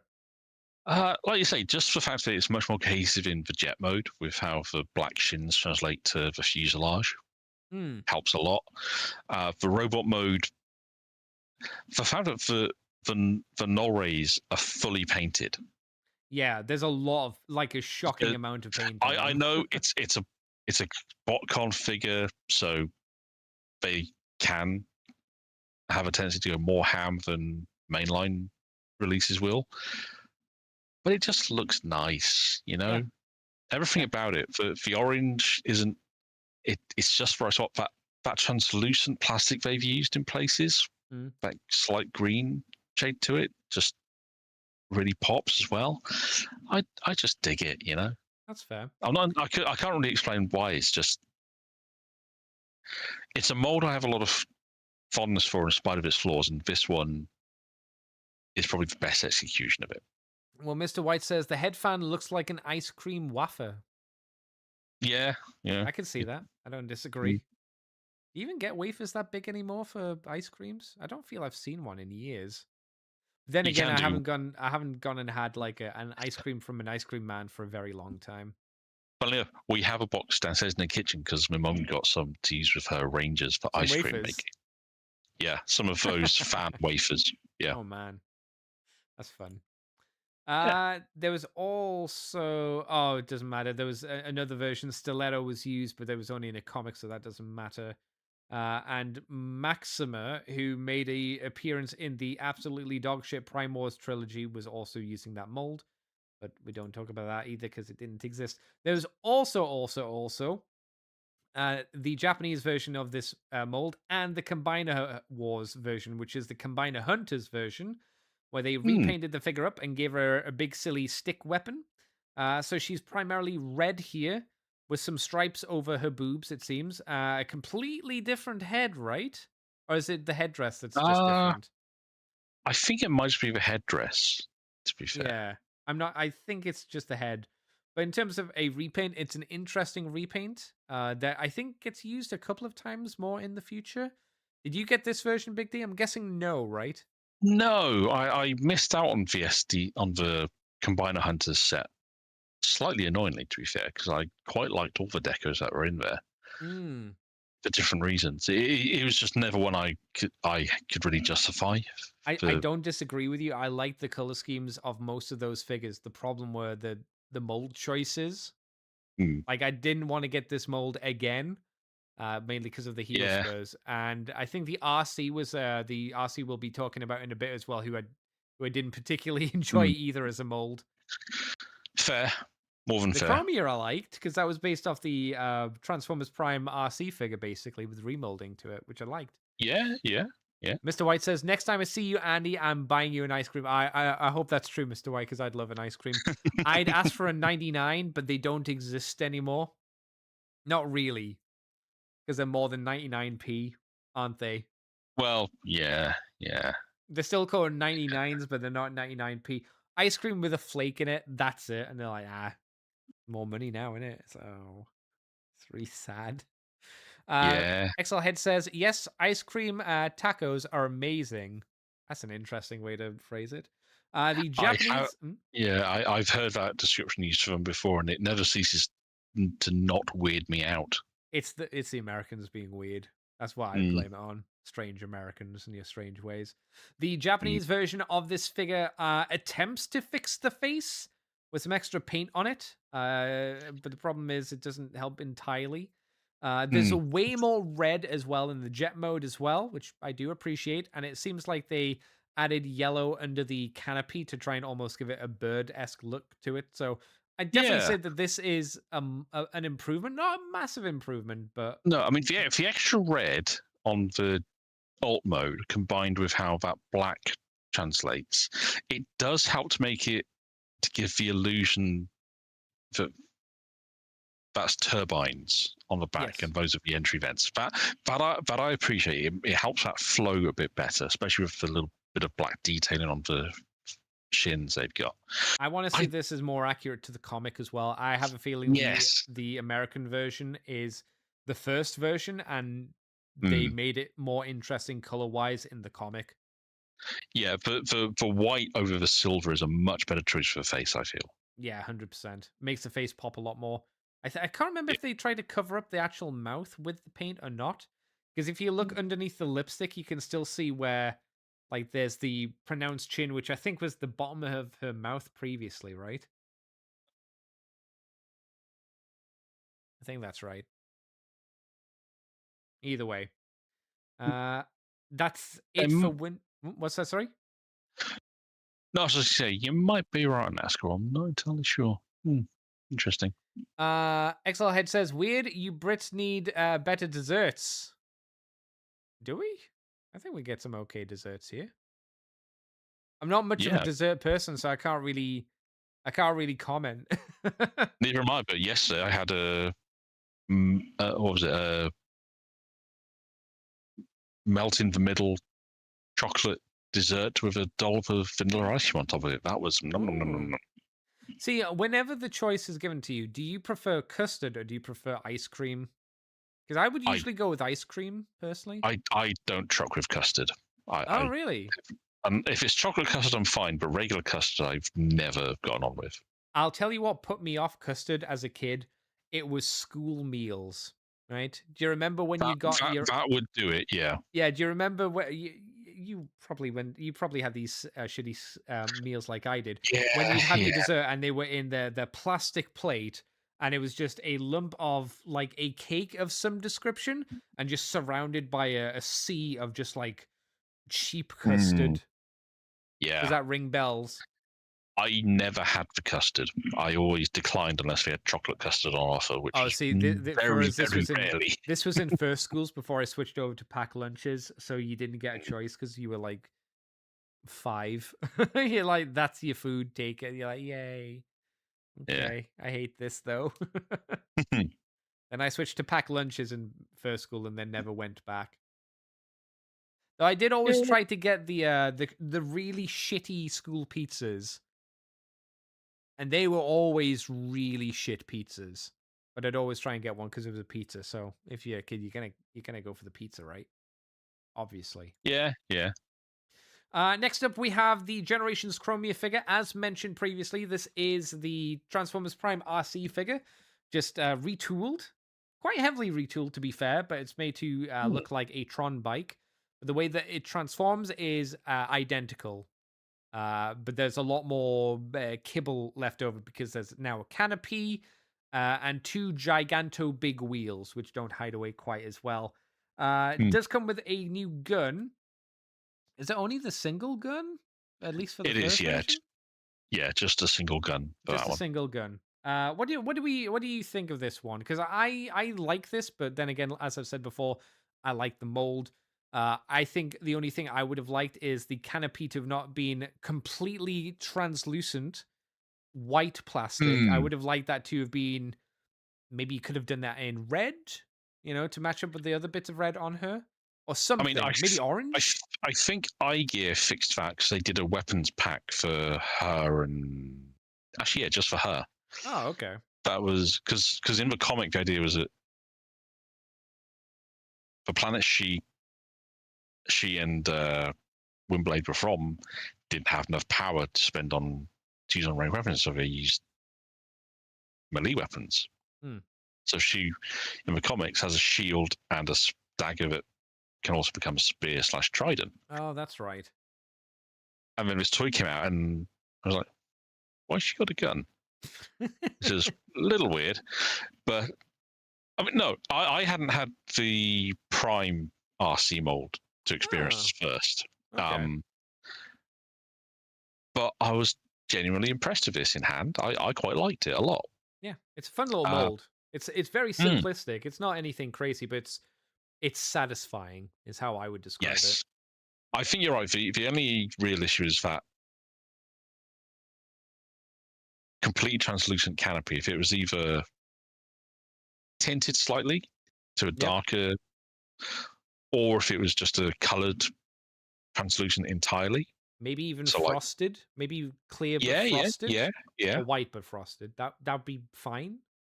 Yeah, Bit as it boring is, still, but the way it is, it just, especially as there's not really anything inside to no. justify it. No, there's no detail. It's just Mm, folded up bits. It's like, oh, yeah, okay. It's an odd yeah. choice. I mean, it could even have just been a completely opaque piece of plastic with the detailing painted on the sides, because there is detail on the canopy. Yeah. It's just, yeah, it is a weird one, but otherwise, I quite like this figure actually. It's Yeah. a nice benchmark for Chromia figures down the line for what they needed to kind of hit. And So, it does have a new head sculpt as well. And the head yep. sculpt is very good for Chromia. I feel that we've talked about all the other versions of this. I assume I because think we have done, yeah. we have covered like the RC Prime, so we've probably Mm. covered Flare Up and all the other iterations, but not all of the Chromia versions. I don't think. We may as well just cover the rest of the Chromia ones. So Japan did the LG11, which is Chromia, which is, I'm guessing, an attempt to do it more in a G1 color scheme I ish. think so. So you've got that. This is a little bit odd. This one. I mean, I do like how they've done the canopy. Yes, it's weird because So, they've like half the canopy. Half the canopy hmm, is either painted or molded solid, and then the front half hmm, is translucent blue. So that's way better, yep, more interesting. dig that. Not completely sold on the solid black wheels. Although it does with that pink they've used, it does kind of give it an even more Tron aesthetic than she had originally, Yeah, it which was does still look. pretty, It which was does still look pretty odd strong. that it's too black. It's like it doesn't Hmm. match anything else on the figure. It doesn't, does it? Well, it No. matches the gun, and that's it. Yeah, it's true. The black they've used is just like it just absorbs all light like a black hole, just sucking everything in because it's just a dead. That has to be the Wedges of artwork, right? black. The promo It has to be. images. Yeah, still odd. Yeah. But then we've I got mean, this there's mix of like a metallic-y blue. Then we have a standard, what I would call the chromia blue. And then we have a translucent blue as well. And then white. And then a lot of lavender. And I don't yes, mind the lavender. I just think there's way too much of it. yeah, that was my feel as well. If it was just a little, I like the little stripes on the shins. Yes. That's cool. If you maybe had kept the bicep and maybe either the face or the material around the neck, I think the that would underside be. of the... Let's start that back up again. Okay. It's sending the data back. So that's going to make an awkward edit for Oops. the show. It's Steam just went dead. It's like, oh, okay, thanks. Well, we're back. Yippee. Yes, okay, OBS just died. I got a random message that just said OBS died. Well, that's Like I say, this is going to make... reassuring. It should be fine editing the podcast. It'll just be 2 separate streams. I'm not going to, at the moment, rejig the stuff on YouTube, but never mind. Okay, anyway, as I was saying, the connection points that I think you mentioned, the lavender ones that connects the canopy to the back of the neck. Maybe if they were a different color as well. I don't mind the face being lavender. That's fine. You said the neck as well, right? Did you mean like you prefer the neck to be lavender or not? I'm not sure. The neck or the face together, I think they.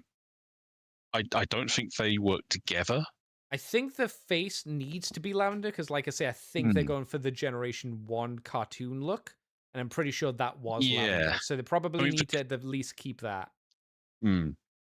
So keep the face, but then the connecting bit around the neck. Would that be better in blue or in white? I don't know, man. That's Yeah, it needs fiddling with, I think. Yeah. But I think they do get major points there for doing something different with it. Yeah, I mean, it's definitely like, hey, Generation 1 version of it. And you go, okay, fine. All right. Yeah. Then there's the Combiner Wars version, which I think is the best version of the mold, to be fair, because it's crazy. It has the red canopy. It is a white and then with metallic-y blue, and then has a fuck-off huge sword. Yep. A fuck-off huge sword. The only thing I'm not 100% behind is probably the face, because it's got these mascara look, which I would describe as the Ultimate Warrior. Yeah, it's because they were trying to give her and Windblade their Camian markings. It's supposed to be ceremonial. Yeah, it's nonsense. Just yeah, woo-woo, basically. Yeah, but it's I get still what you're nice saying. Looking. Yeah, I mean, that translucent red is nice. Wherever it is, I like that. How they've done the wheels, just for little bits of extra silver as well. The silver detailing, I think, helps elevate it as well. I don't like how they've painted the sword though, because it goes from a slightly metallic red at the base and then slowly transitions to a pinky color, then just to silver at the top. And I think they're trying to denote it's an energy and its power, but I don't think it really transitions well for the colors, you know? It doesn't. Although I do find it hilarious that on the Ricasa with the blade, they basically got a bunch of devastated chest shields, like kill markets. Yeah, I like that. That's fun. I'm down with that. That's cute. Mr. White says, I realized G1 Afterburn wasn't important enough to be considered for a repaint, but the alt mode would have been a good fit. I mean, if they resculpted the boob area, that could have worked. That could have worked.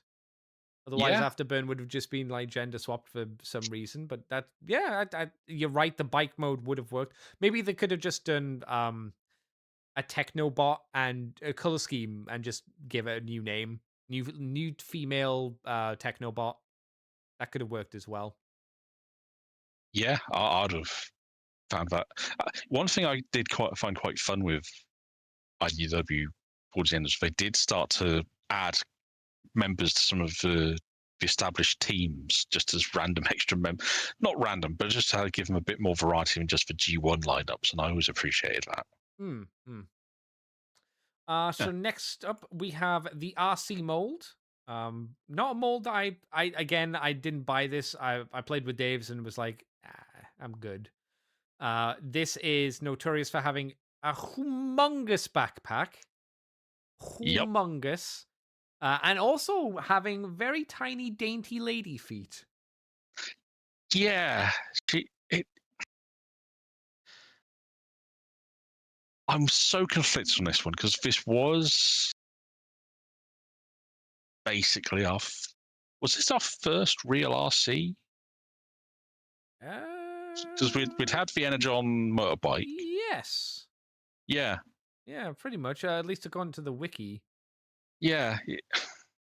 I think this was around the time that MMC did their Azalea figure as well, which I much prefer in terms of representing especially doing an IDWRC, but also how it works transformation wise. But that's also working on a different scale because it's a third party figure, even though it's deluxe scale, it's different metrics. So for a retail figure, the backpack is the most damaged thing because the legs don't. How can I put this? The proportions feel off on the body. Her thighs feel way too thick, given that they don't really do anything. Yeah. And then her shins feel way too thin, and her waist is too thick for what it does, which is yes. I think they were trying to make it like the hourglass figure, but it like you say, she's got really thick thighs. That's fine. That's good. Yeah. But then it goes down to like her calves and just shins are incredibly thin. Incredibly thin. The abdomen area looks weird as well. Yeah, I think her designer couldn't, or there must be some back and forth because I don't think they could decide properly on whether to base her on the G1 design or the IDW design at that point. So they've gone for a mishmash, and it doesn't really serve either terribly well. No, and she's got the square ports for hands for some fucking reason, which makes no sense. Although apparently there was a fix for that as a running change during the release, which is so they changed it to round hands. Well, closed to open. Oh, see, that's not what I meant. They're still square though, at the very least. Yeah, I will say though, her alt mode is pretty spot on. Well, you'd hope she's a proper shell former. So thankfully, the shell is pretty good. Yeah, it's a real shame, you know. And she does come with a lot of weapons. She's got like two blasters, 2 different blasters, and then 2 giant swords as well, which are translucent. So in terms of armament, she does come with a lot. She is packing. The color scheme is not G1 RC either, because her knee joints are black. The tips of her toes are black. She's got black like wristbands, even though her wrists don't move. She's also got this big black turtleneck area as well. For some reason, not quite sure why. I don't mind the black on the car mode. I think that's quite nice. I think that's placed well. All on of the the car colors mode, yes. on the the robot mode, it looks odd and awkward. Wasn't there a mod? Couldn't you just like knock out the pin on the back pack and just remove the backpack? Or was that a different figure? No, you could remove the pin. The only reason you couldn't make a complete car out of her is because her thighs do. I think they do become the. Yeah, if you look at the car mode, they're outside. Yeah, they're outside. I think the back wheels on the back of a thigh as well. Yeah. Which explains why it's so much thicker, but it's like it just makes it look so inelegant. Yeah. It's just so weird because this was supposed to be, Thrilling 30. It's the first RC figure. It's not the character she appears in the comics at this point. No. It's not the character she appears in either the movie or season 3 of the cartoon because of the deco. It just feels all over the place, which is really frustrating. Because I have this figure. I don't I don't regret it because it was an RC at the time if there wasn't one. But Hmm. for my MMC, for my record shelf, I'm using MMC Azalea because it at the time it didn't cost me that much more than RC did because of how I had to. Again, this is when it could be difficult to pick up these figures because we didn't know if they were going to where they were going to retail in the UK. Yeah, true. So I got an import stock, which pretty much cost me the same as buying Azalea did. So, What does it say? Mr. White says this was such an important figure for Hasbro. No idea why they got the basics wrong. Trying to please everyone. maybe. I don't know. I don't know what they were trying to do. Maybe it was the attempt to try and make a G1 version of it, and I that's hard to do. I mean, even like a couple of years later when they did Kingdom, she still had issues, which I never got either.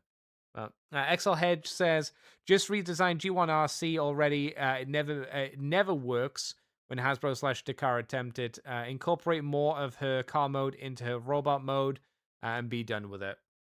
Yeah, but then it won't be G1. And we've talked about this before many times that Hasbro is not willing to do anything outside of G1, pretty much. Very rarely, pretty much. It'd be like, but what about Power of the Primes? It's like, how many G1 figures are in that line? More than you'd think. Yeah. So next up, we have the Platinum Edition of this figure. All right. That's the Generations one again. Yeah, okay, so we got the Platinum Edition.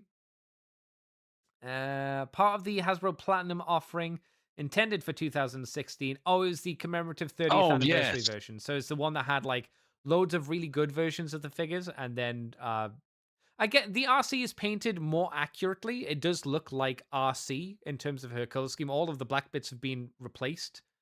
Yeah, the metallic paint they've used, and one nice. of this set's whole thing was metallics on everyone. Yeah, it was very bad. Japanese, funnily enough. Oh yes, yeah. It is a much more accurate color scheme, so I'll give it that. It's still got a lot of the issues of the mold. It does. It does. Yeah, it's okay. It's better to look at paint scheme wise. Combiner Wars, we got Lifeline. It says Lifeline / Quick Switch / Fracture / Scorponok. So I'm guessing that was a big old. Oh, that was the multi pack. Yeah. Yeah, the multi pack. So yeah, Lifeline, who is the Paradron medic.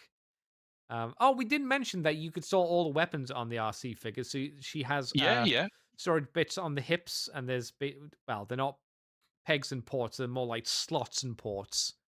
So you slot them in.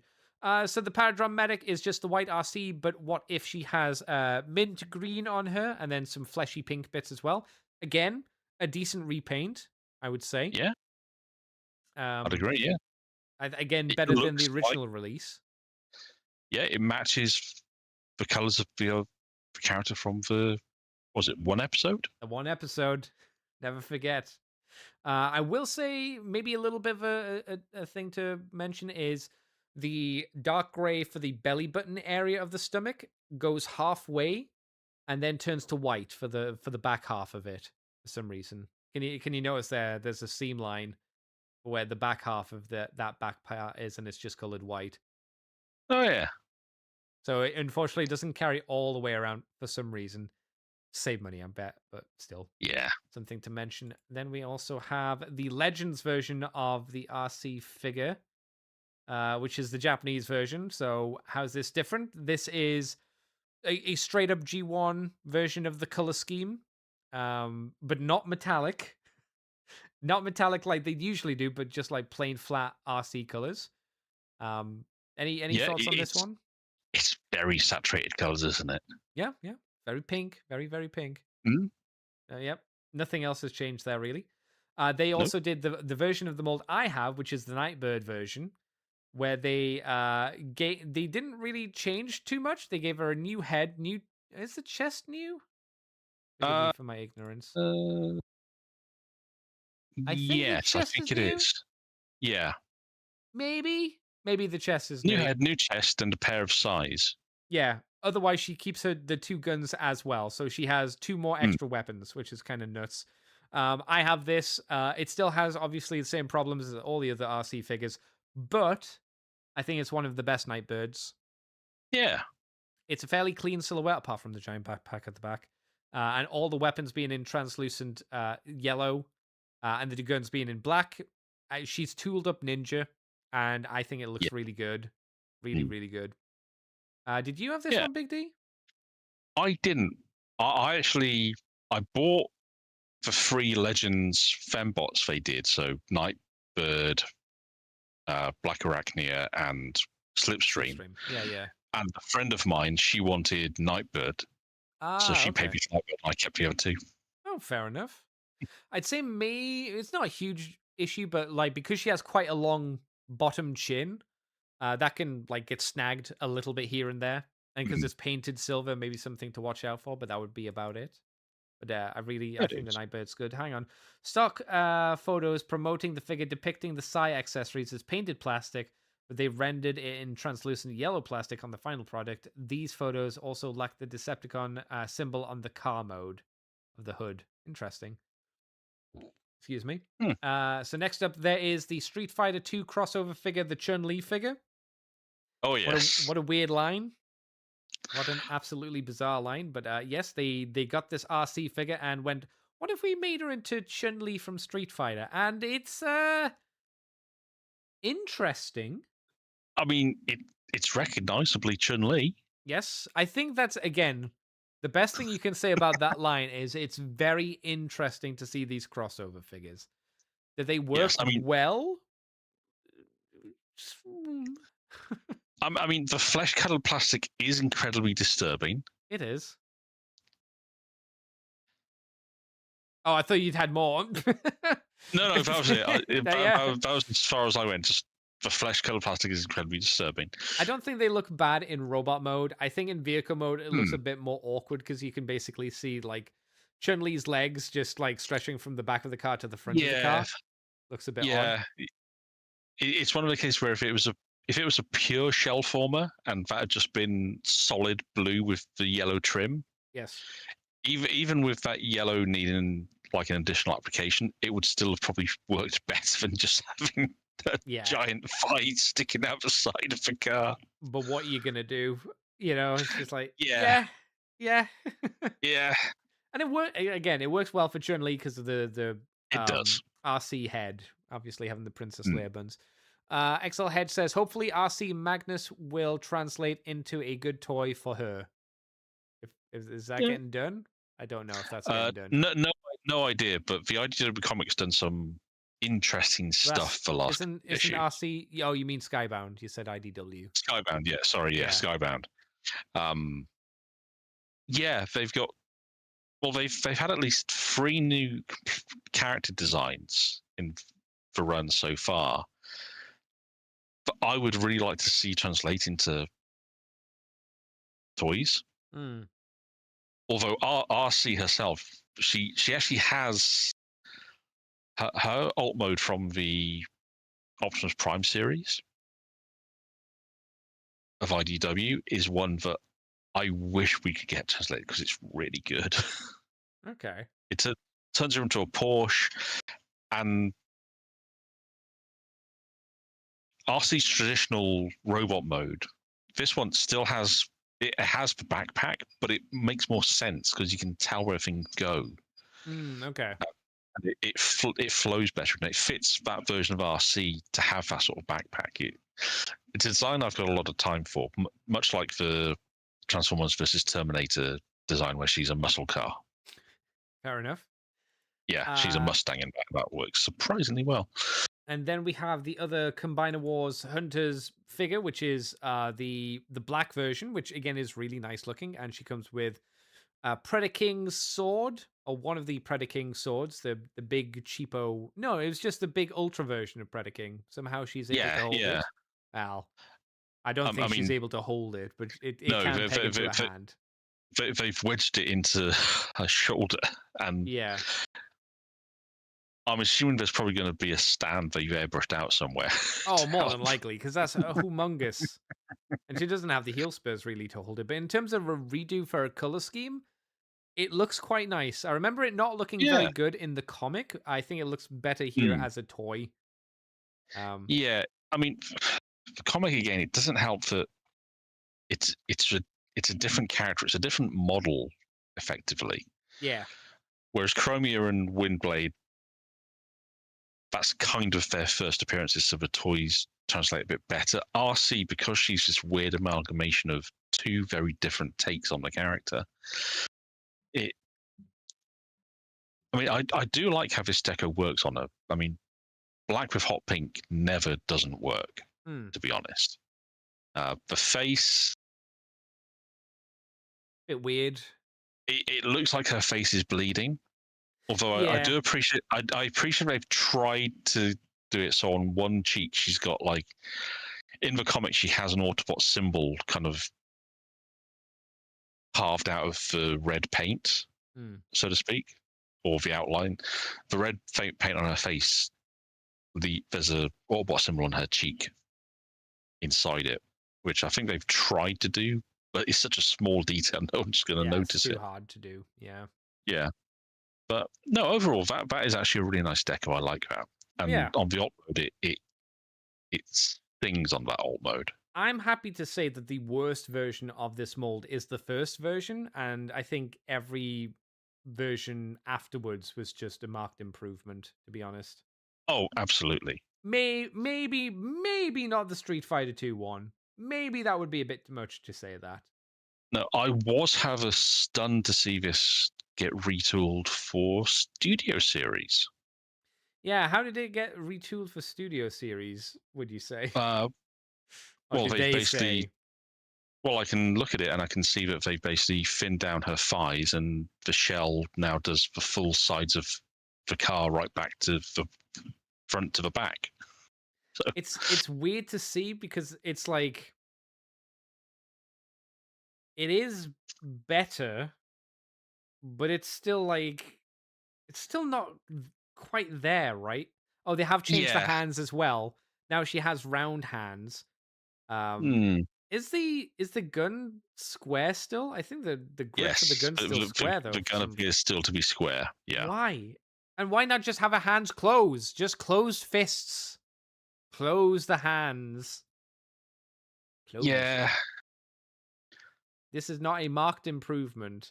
It's really weird if you look at the RC page and you go from this version, and then you look at the Kingdom version, you're like, well, that's got some issues to it as well. In some ways, it's better. It doesn't help that on her stomach, the grey is literally only on the very front. It doesn't go around to the sides of you mean for the Kingdom one? No, for the Studio Series one. Oh, I guess that's the thing. Yeah, because they did that for the Kingdom one. They did that for the Paradron Medic as well. They never want to take that grey all the way around for some reason. We're still waiting for a really good G1 RC figure, which we haven't had. The funny thing is, I think that Titan's Return one may have been the closest to what I might actually want out of an RC figure. Titan's Return, the one that's a remold of Blur. That one? Little bit, yeah. Really? I don't think that's a good RC. I mean, she hasn't got too much Blur. All right, if that figure actually had its own integral head, I think that's a good starting point to get an RC out of. What do you mean integral head? Because it does have its own. Oh, you mean Titan not Master. A head, not a Titan Master. Take that framework and you could build a decent G1 RC off of that. I think for me, it's way too Blur. There's way too many elements that are Blur about this. And I get that. I understand it completely.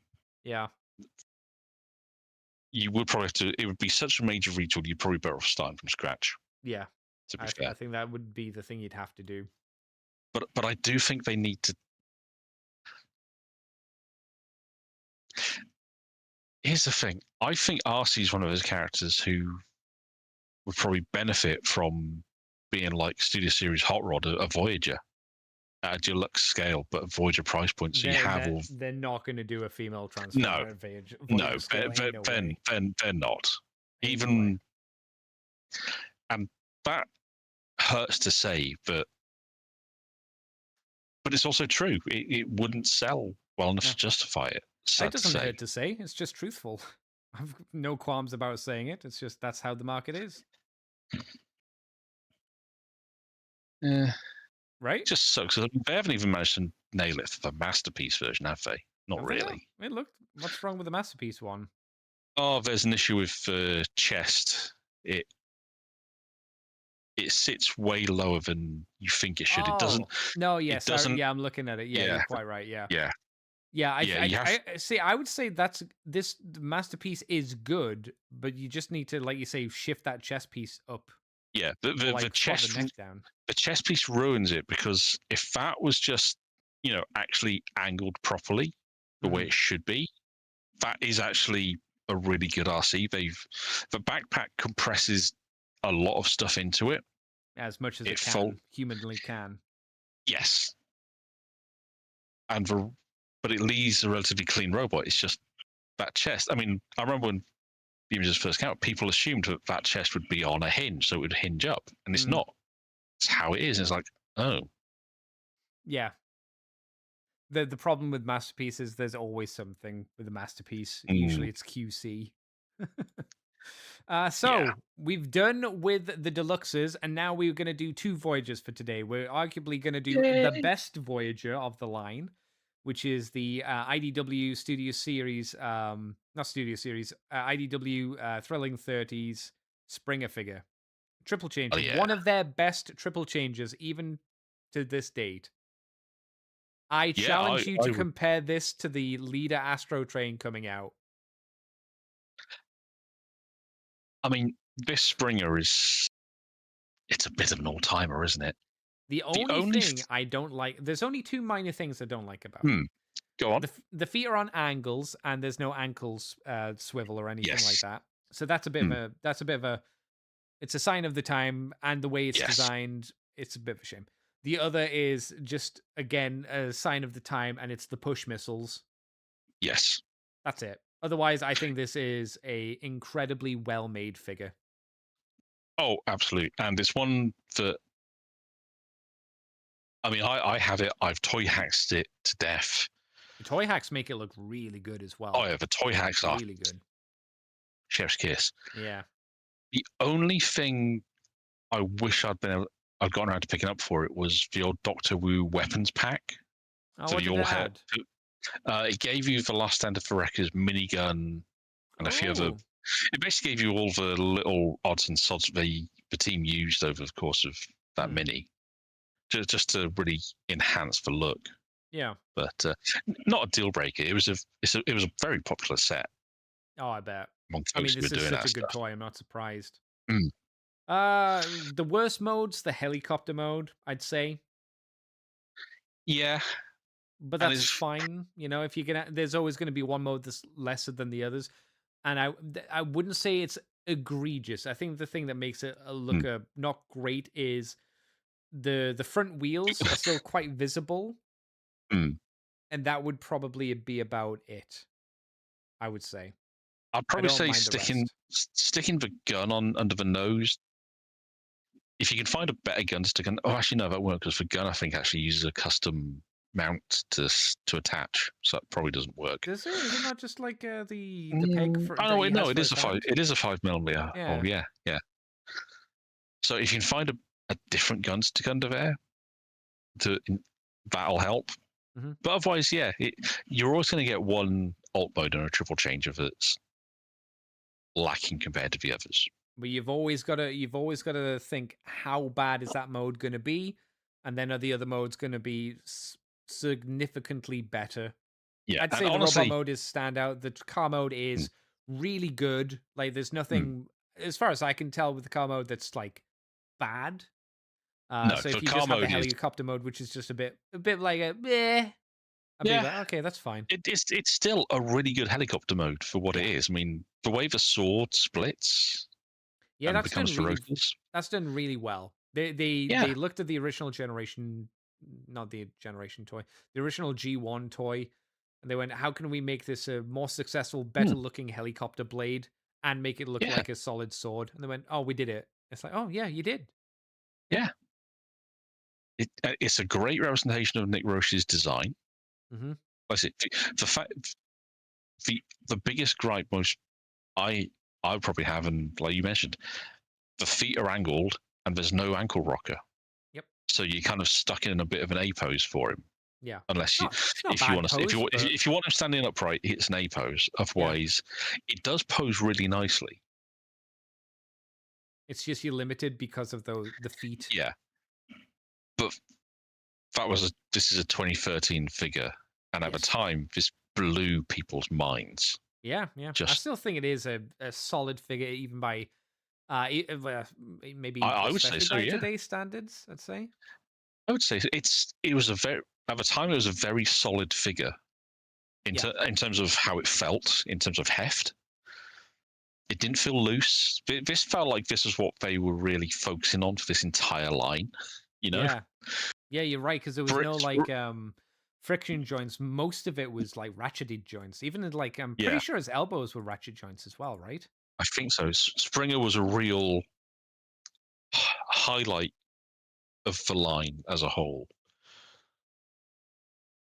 and I think it comes across with just how often they reused him for one Hmm. thing, and not just as Springer, because there's a bevy of Springer repaints, Yeah, but there's so we'll get on to those ones. It does say here, mm, unfortunately, Springer has been known to suffer various tolerance issues.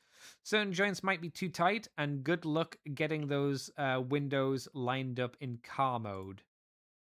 Ah, all right. yes. That is fair, yeah. But because of Yeah. how the transformation works, it can be a little awkward to get some of the panels to line up quite right. I don't remember the tolerance issues that they mentioned though, personally, but I'm sure that they're not Mm. lying. Maybe are the shoulders in a pin joint? I can't remember. I I mean, can't. I know that those panels over the shoulders are on a swivel, so they can rotate outwards, I which didn't ever have any is tolerance issues with those. no, not really. It has to be It was, something to do with the shoulders. It has to. mm. The I don't closest I can know. remember is that it was one of those things that sometimes you'd reach a point where you're like, I'm not sure what I've done wrong here, and then suddenly you just pass a point, and it would all suddenly just kind of like go click Mm, into place, and be like, oh, there it is. that worked. Okay, cool. Mr. White says, even I have this one. Springer is a joy. He is. Excel Head Yeah. says, I want a reissue of Rodimus repaint of this Springer mold so bad. I think eBay's your best bet. Mr. White says, I still have Mm. Sandstorm retool in a box somewhere, yet to be opened. My God. You might be able to get decent money for that, Mr. White. Excel I mean, Head says, that the sandstorm Rodimus. is really nice. Yeah, I wouldn't mind it, to be honest. I never got it, but I was like, yeah, it's a good one. Uh, XL Head says the Rodimus repaint should not be over $300 on eBay. Maybe it should be Oh, because of how rare it is. I mean, it yeah, sucks yeah, if you want to buy it, obviously, but it's the only way to get it. So So yeah, in terms of yeah. redos, we have the Platinum Edition part of the 5-pack. So they've changed his very saturated color scheme to the metallics. So you've got gold, very dark metallic green, and a standard lime green that isn't metallic. Um, Hmm. I think the gold's quite nice. I don't know about the dark green metallic color. I think that's a bit off. Yeah, that. Do you think that might have worked as being more of a dark gunmetal? I think it might have been better if you just made that the lime color, but maybe that would have been too much of the lime Mm. green. Oh, yeah, yeah. That would have been quite You know? overpowering. Yeah, I don't know. Or maybe if Also, they'd the kept. I Hmm? was just thinking if they'd because you got that kind of chocolatey brown color they've used Yeah, I was to. about to mention that, which is kind of Yeah. odd because I don't remember Springer being chocolatey brown No, anywhere. no. So I don't know. I don't know what they were doing because the other ones from this 5-pack that we've mentioned have all been relatively accurate to the movie counterparts. Oh, sorry, Hmm. to the cartoon counterparts. I'd say this one isn't really. No. which is Although odd. I do like how they've gone the extra mile and picked out so much. So they picked out the headlights, they picked out that little Mhm. intake on the bonnet of the car. They've picked out those little details along the sides of the paneling of the car. Yeah. It's not massive detail, but it's the sort of thing that you notice it, Yeah. because it wouldn't be done normally. It's just odd So choices where you go, but why did you do this? Again, yeah, my favorite aspects are I like the gold a lot. I think the gold's really oh yeah, nice the gold color. it's a nice gold they've used. Yeah, it's a proper gold kind of gold, like Ferrero Rocher kind of gold. Mm. So you know it's high class. Yeah, and it works really nicely the way they've used it as like the edging on the tail fins. That's nice as well. In 2015, BotCon did their Battle Trap figure, so it's this mold, but it's a Battle Trap with a new head mold. Makes sense why they do this, because obviously Battle Trap, a helicopter and a truck, but cars close enough. Yeah. Rubber mods, again, Battle Trap looking esque. I don't love this as much as other BotCon exclusives, even though it is a good mold. No, I mean this one is one of the cases where they were clearly trying to think, what can we use to fill out a character in the lineup? And it does that make hasn't been sense. done yet. It's just there's something about it that just doesn't feel quite right, and I don't know how to phrase it, and I don't know what to put my finger on. You don't think of Battle Trap as looking as live and powerful as the Springer does. Maybe that's it. Yeah, maybe that's the reason. He's a Duocon, for God's sake. They're goons. Yeah. This mold does not give off goon energy. This gives off big damn hero energy. Maybe that's it. Yeah. I never got the Power of the Primes Battle Trap either, which I think was a mistake on my part, because that was a decent Battle Trap, to be fair. Yeah, they're quite fun, actually. Yeah. Did they do a Battle Trap after Power of the Primes?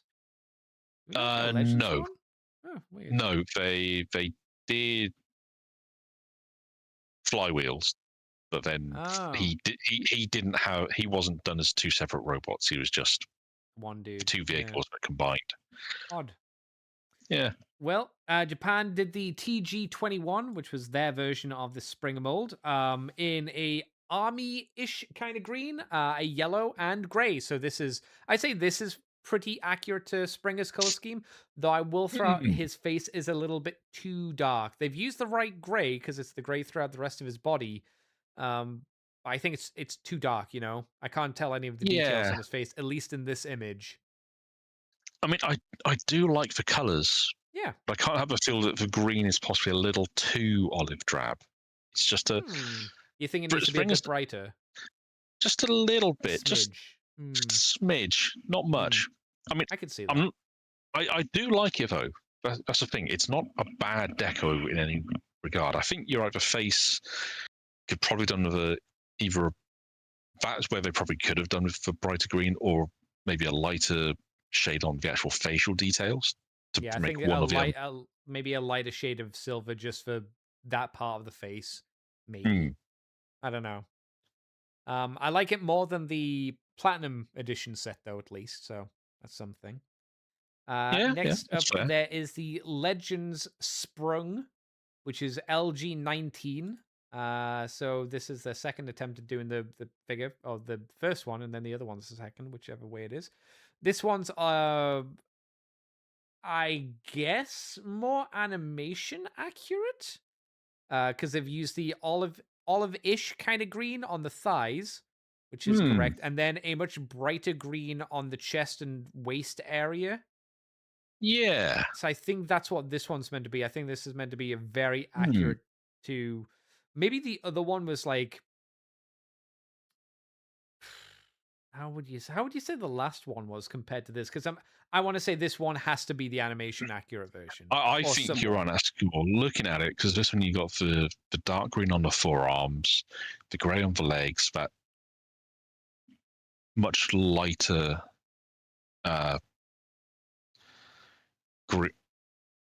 camo green on the leg, on the thighs, and then a much more saturated green for the body and the upper arms. Yeah, I think this is definitely for more animation. And I don't think it looks as good. At least the robot mode. The helicopter mode, I think, looks quite nice in that color scheme. And I think the car mode looks it looks okay. I think there's just too much solid green on the robot. And I think it's mainly because they can't give him the yellow chest. Yes, but the yellow chest helps a lot with this mold. Yeah. It's so central to the design. And in this case, because animation model doesn't have it, they've gone for that look. It just eats up so much space on the torso. Yeah. That you can't really detract from it, can you? It's just off. It just doesn't work quite. It's not quite there. It's a shame that, because yeah, I would agree. And then we have the Cloud Hot Rodimus, which is the one that XL Hedge mentioned. So it's a little bit changed. Got a new head, and that's about it. But then he's got a very hot rod color scheme to him. And in terms of a lithe version of a character, this works pretty well for hot rod. Car mode, no. Helicopter mode, obviously no. But I think the robot mode does work for him. The robot mode works, especially for this era of Hot Rod, around the time of Modern Meets VI. I'll give them points for the fact that they did try and put a flame deco on the bonnet of the car. And it kind of works. Kind of. It can maybe done a little more pizzazz on that detail, but given they're having to try and make it work. Yeah. On multiple bits of the body at different scales. All right, fair dues. Yeah. It's a fun thing that exists, you know. I'm glad that it's one of those things I'm glad that they did. And XL Hedge, if you really want one, may God go with you and bless your credit card. Yeah, I'm really not surprised this is 300 because I forgot there were the Cloud series, and if this, this is part of the Cloud series, so that is an exclusive within Japan. 300 sounds about right. And I think this was kind of like the headline act of that subline. I can't remember a lot of the Cloud line, but I think it wasn't one of them like Skybite, but in Skywarp's colors.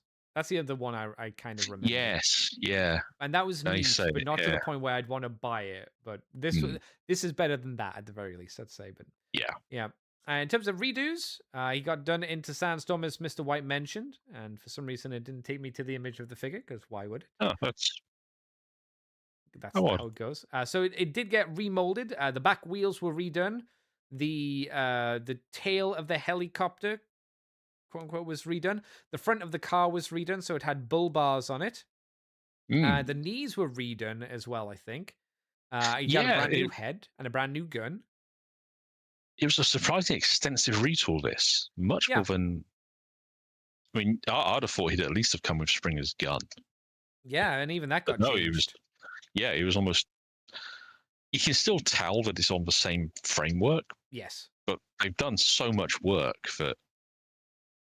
It feels like a significant redo. They feel the same, but you're like, okay, you've tried. You've done a lot. You can tell fair enough. It's a case of you can tell they're from the same family, but they're not one-to-one, which is quite refreshing, to be honest. It would have been... I think the funniest thing for me is this mold has basically swapped around what the weakest alt mode is, at least in my eyes. Previously, it was the helicopter for Springer, which I thought was the weakest mode. And now it's the dune buggy, because it doesn't look like a dune buggy. I mean... I dig the idea that this is just some Mad Max-inspired monstrosity. That's definitely closer description of what this is, because it's basically Springer's car mode with some armored windows on the sides for the side windows, and then the two wheels have just been changed to monster truck wheels. Yeah.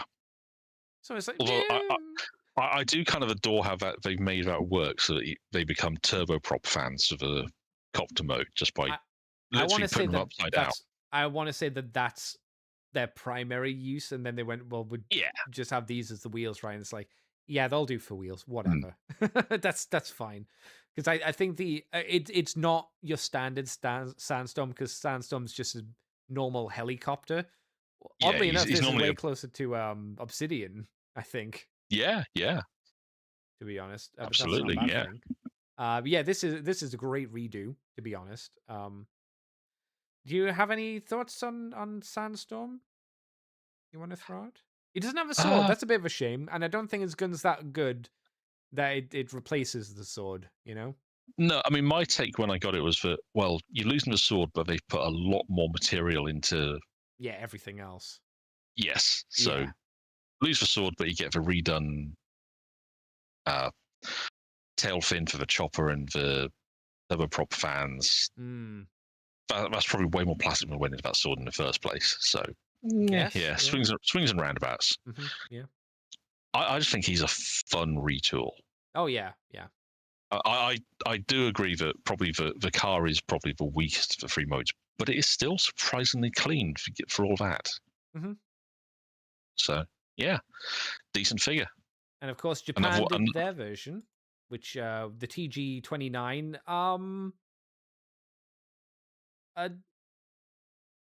It is different color scheme. Well, yeah. I think I like the color scheme a little bit better on here. For the helicopter mode, they've got like orange running through the center of it, which I think looks quite good. So it's a very orange helicopter, and yet the robot's very yellow. And being Takara, they've picked out more details in silver, and they've painted the headlights on the bull bars and stuff like that. And that's great. On the side doors, they've painted a reinforced window, and it just everything. It's not really fundamentally that different, but it just takes all the bits that were added for Sandstorm and just makes them clearer, makes them stand out more, if that makes sense. Yeah. You can appreciate it better. Yeah, I think I wasn't sure when I first looked at this. I do prefer this one, looking at it more and more compared to the American one. Obviously, the American one's not bad. I think, like you say, cleaner. And like you said, the additional bits of paint apps really do help hoof this up a lot more, I think. Yeah, but across the board, I mean, they make the alt mode, the ground car mode, feel a lot more, not sensible, but it feels cleaner than it does on the basic deco. Do you think it is just the addition of the silver? Because otherwise those bits are just orange on the American version, which is kind of lame. So do you think adding that has helped? Because I don't know. Because I don't disagree with you. I think you're right. I think it's also the way they've extended the orange right down the center line of both alt modes. Because that's much closer to how the G1 alt modes look anyway. Kinda, yeah. I think that helps a lot because it ties them together better. You're not looking at take the chopper. You're not suddenly going from the orange tailpiece to the almost entirely yellow body. Yeah. With orange bits up front. Instead of going, it feels more like a whole central body is orange, and the outriggers are done in yellow. Then the Doom buggy, it's almost a similar feel, but because like the bull bars are painted silver and then the lights are painted in orange and with a bit of black for a couple of them, it looks like. I'm probably waffling a bit, so I do apologize. It feels hard to pin down exactly what's right about it, but it's there. Yeah, it just the best way I can probably think to explain it feels a bit more premium. Yeah, I think that's fair. I'd say that. Yeah, neither of them is bad. No, that we probably need to be very clear on. We're not ragging on either one of these. No. They're both very good figures. It's just, as is ever, Takara take a figure that's good and they put that extra bit of work into the deco that just knocks that park. Yes, we've got to that era where Japan's doing the good stuff rather than just we'll make it metallic colored, which is what we were kind of talking about last time or the time before that. Someone has locked the candy paints away. Yes. They've taken away their vacuum forming privileges. We went, how about we paint these? And they went, oh yeah, we could do that. I said, here are the matte and gloss colors. You can work with these from now on. And the last one of tonight is going to be a kind of strange one. A figure that I don't think people like, but I kind of do in some aspects. It's Generations Thrilling 30s, blah, blah, blah, yakety splat, Blitzwing. So. Yeah, he's a weird old duck, isn't He is. And the only thing I vehemently dislike about this mold is the head. The standard head. Because they decided to go for a reference to animated, which is not a bad thing. It's just the way that they did this was not the best. They have the three faces of Blitzwing from animated on a very G1-esque styled version of the mold. So he has the angry face, the Arnold Schwarzenegger face, which is meant to just be the standard face. He has the crazy face, and he also has the scientific face. We'll just call them like that. And the biggest issue is that the head on this guy is actually quite small for what they're asking it to do. Yes, it's quite small and yet still feels kind of big at the same time in a weird way. Because I say that because of the head running underneath the faces is almost like he has this big yellow chin strap. Yeah. Which isn't a great look. I'm pretty sure I've got a third-party head for him. That is just a G1 Blitzwing head. I'm pretty sure I do. Otherwise, I kind of like all the modes, to be honest. Yeah. Was this one of there was an issue with the shoulders or the chest? I'm trying to remember. It was the shoulders. It was something you had to fix yourself. But the problem was the way that the shoulders flip down, they're on these hinges and they're meant to like clip into the chest, but they don't. There's too much space between the two of them. That's right. So what you had to do, you had to unscrew the chest piece and file down the plastic in between them and then screw them together, which obviously could be a bit awkward. But once you did that, the arms would actually peg and connect in. Otherwise, every time you'd move the arm, the shoulders would disconnect from the torso and move up as well with the arm. See, what I kept meaning to do but never got around to it before Showpay shut down was, again... Oh, they had extension bits or something, didn't they? There were some pegs you could get that would help the shoulders plug in. Yeah. And they solved the issue. I mean, again, it was one of those kits that was like £6 or £7 in nylon material. So pretty long lasting. Yeah. It was just, the only reason I didn't go ahead with it was by the time I got around to it, the shipping was like stupidly expensive because Shapeways. There's a reason Shapeways don't exist anymore, folks. Yeah, I agree. So, but otherwise, this is a fun figure. I mean, yeah, the fact they put the head gimmick in is a neat nod because they knew at this point that most folks would know Blitzwing from animated. Yeah. So they wanted to kind of do that little tribute. And otherwise, I mean, I think the gun and the sword are a little on the small side each, but he has the gun and the sword. Certainly. The sword's fine. Yeah, the sword is... It could be bigger, but it's fine. The gun feels not only small, but thin.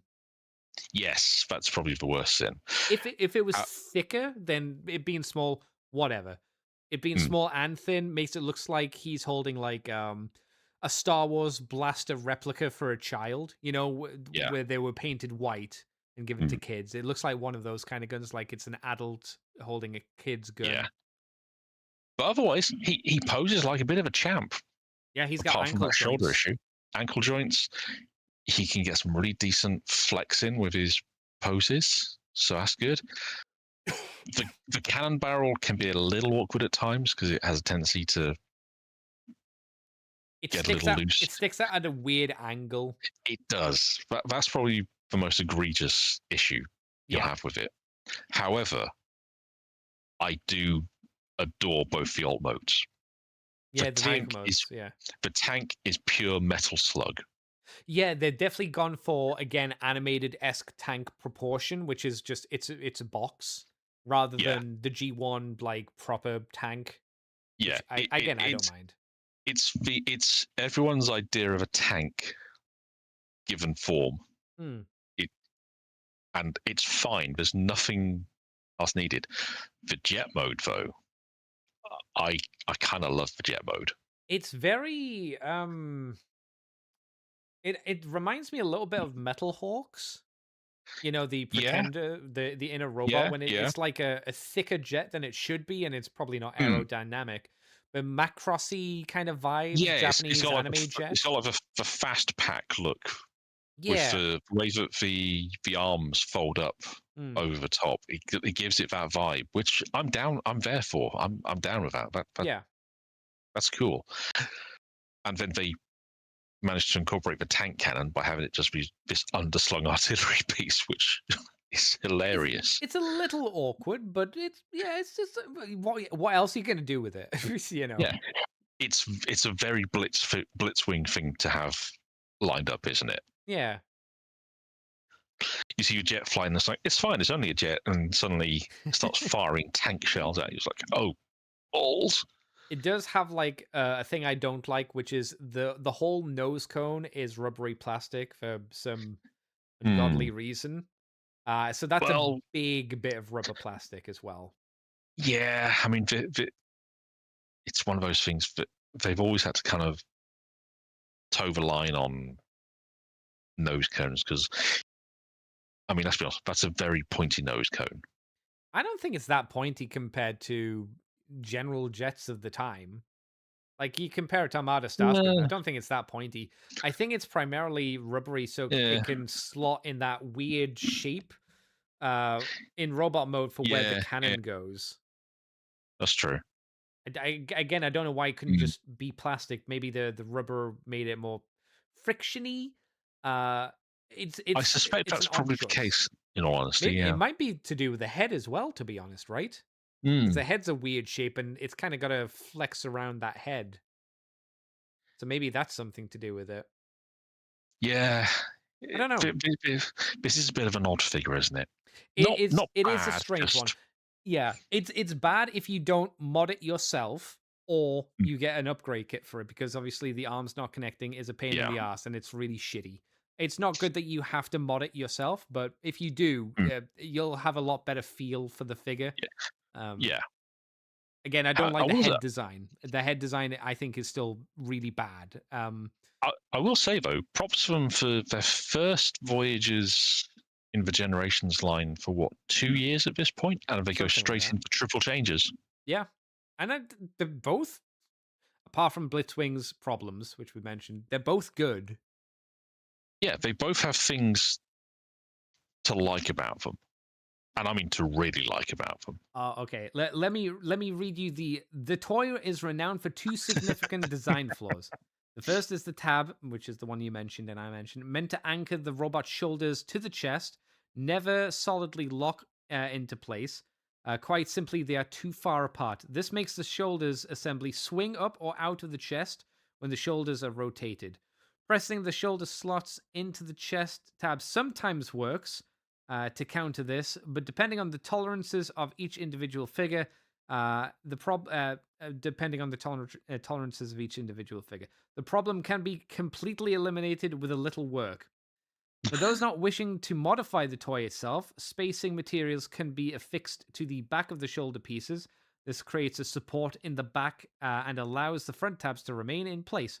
Alternatively, and this is the way I did it, you can disassemble the figure and lightly sand and screw the mounts and the inside of the chest walls on the front half, bringing the back of the figure and the front closer together, and allowing the shoulders assembly to lock in completely solid as originally intended. So you can fix it. It's just bizarre that they have extra plastic there, effectively. Mm. This has the potential risk of over sanding, which prevents the legs from locking and clipping securely to the chest for his vehicle mode. I don't think I've had an issue with that. I don't think. Definitely a case where you want to probably try and just take it slow. Yeah, you want to sand a few bits at a time, then screw it together. Does it work? No. Then do it again and again. The second major flaw concerns the face swapping feature. Okay. Almost universally, this figure does not actually end up working. Almost universally, this does not end up working because the rotating faces are rendered immobile by an excess of paint. Ooh. I don't think I had that happen. Due to the inside of the helmet, including the post, the faces are molded on.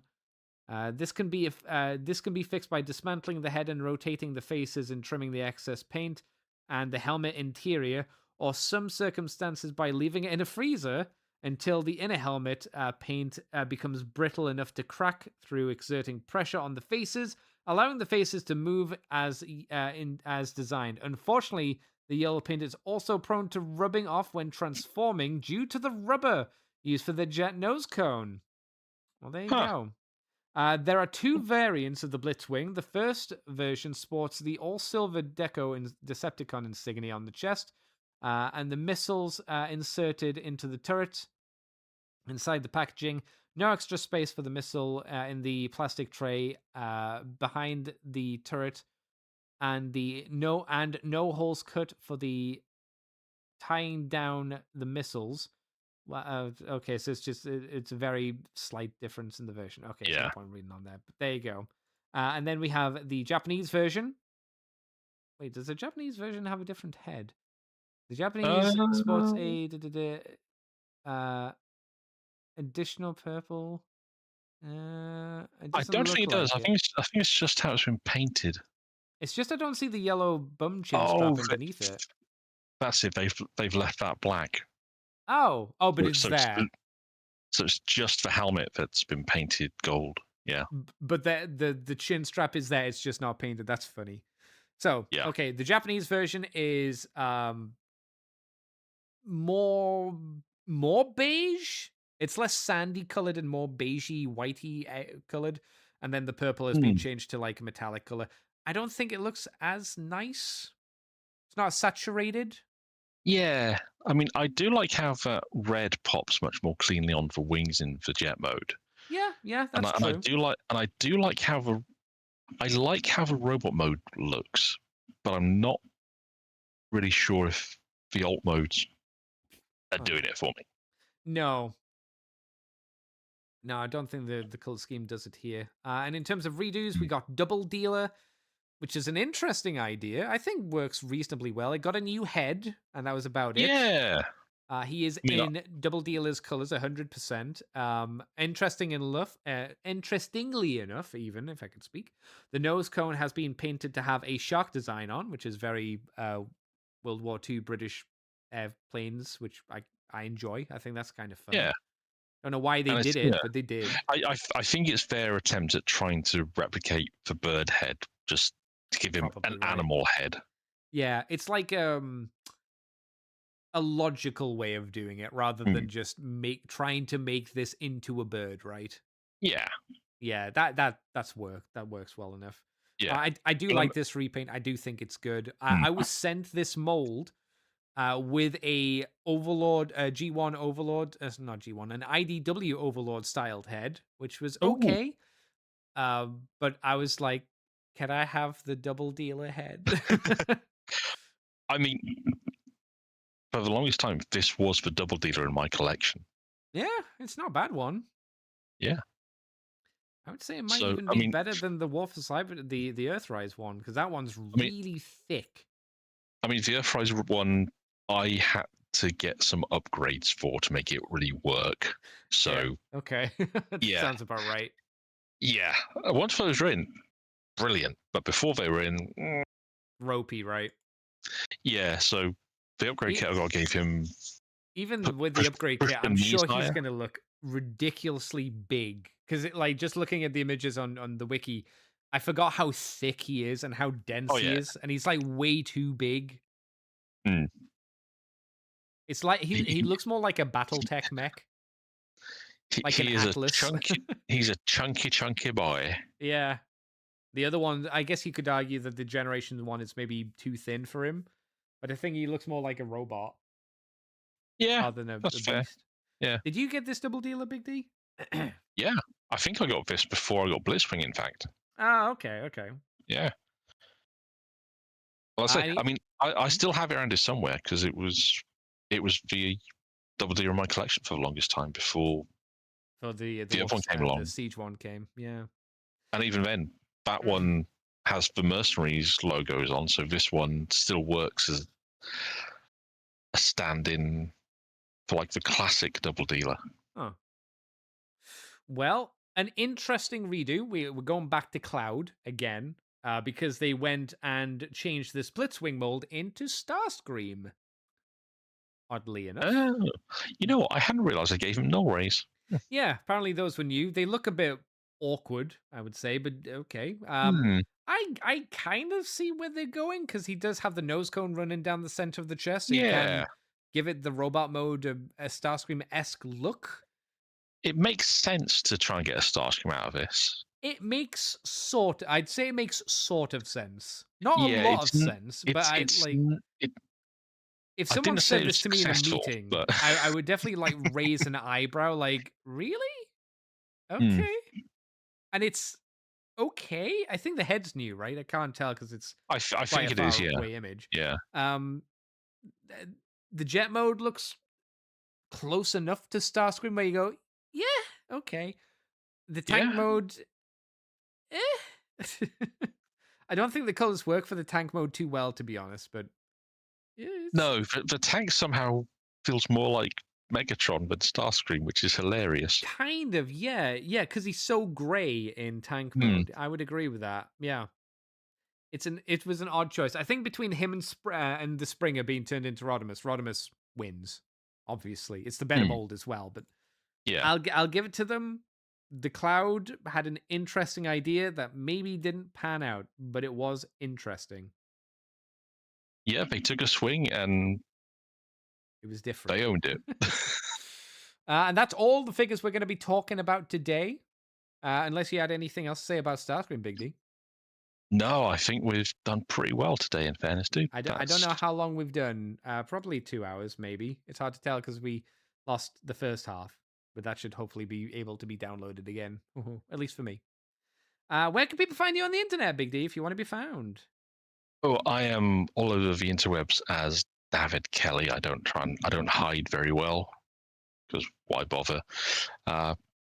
I'm a occasional contributor to UKAnime.net with our own Mr. Nickel, Mr. Gruff. I am his regular sidekick on the Deeper Dives podcast for Fluff and Have a Patreon.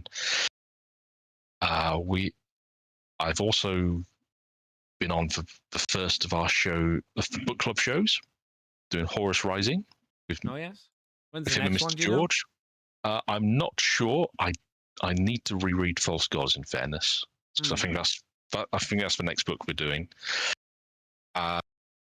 And with Mr. White, I host Fluff and Busters. Yeah. We just this week recorded. Did we do Battle Angel? No. You did something. We did something. My brain's gone. Yeah. I think it was Battle Angel Alita. Most recent one was Mortal Kombat. Wasn't myself. Mr. White had a guest on, and it's quite an interesting little listen. Mr. White says Demolition Man. That was it. My brain just went, what did we do this week? It's been one of those days. Oh yeah, it really has. Yeah. And I think I'm going to try and get you on to do something in the coming week, aren't I? Hey, hopefully. Yes. It was supposed to be yesterday, but unfortunately, I foolishly volunteered to do Easter weekend watch-long marathons. Yeah. So when's our date? Well, I am available Tuesday to Friday next week. So okay, yeah, because I'm not free on Saturday next week. I'll probably not be available on Saturday because I'm taking my sister to St. Andrews so she can do a university visit thingy. So I don't know what time I'm getting back from that. Fair dues. Who knows? Fair dues. We can work something out. Mr. White says, I will edit Andy with tender care. A tender care. Okay. I'm not sure if that's a temptation to try and make extra work or not. You know, I take really big pauses between each of my words. So, you know, I sound a little like that. And then maybe So maybe you're just- lip smack as well. Going, Are you saying you're going to go full Shatner? yes. Mr. White says, "Trust me, I'm used to long pauses." Is that a Yeah. sex joke? That might be a sex joke. I don't know. It might be a reference to podcasting. I'm not sure. Anywhere else you can be found, Big D? No, I think that's everywhere. So. All right. You can find me on Twitter, Twitch, and YouTube as Decayed Andy, and you can find us on the Moonbase 2 forums, Twitter, Twitch, and YouTube as Moonbase 2 Transformers Podcast, or the ccbunker.weebly.com. You can join us here on the Sunday at 9:30 in the evening UK time if you want to join us here like the lovely people. Hopefully next week, the show won't randomly end halfway through. But, Yay! Fingers crossed. Who knows? We'll be talking about news next week, depending on what may or may not happen. I suppose we'll have to wait and see. Yeah. Until then, thank you, Big D, for joining me tonight. No worries. Sorry for being late. No, and thank you everybody for joining us as well. I hope everybody, as I said at the start of the show, has had a good Easter, and we'll see you next week. More Transformers stuff. Yeah. Have a good one, folks. Bye bye. Bye bye.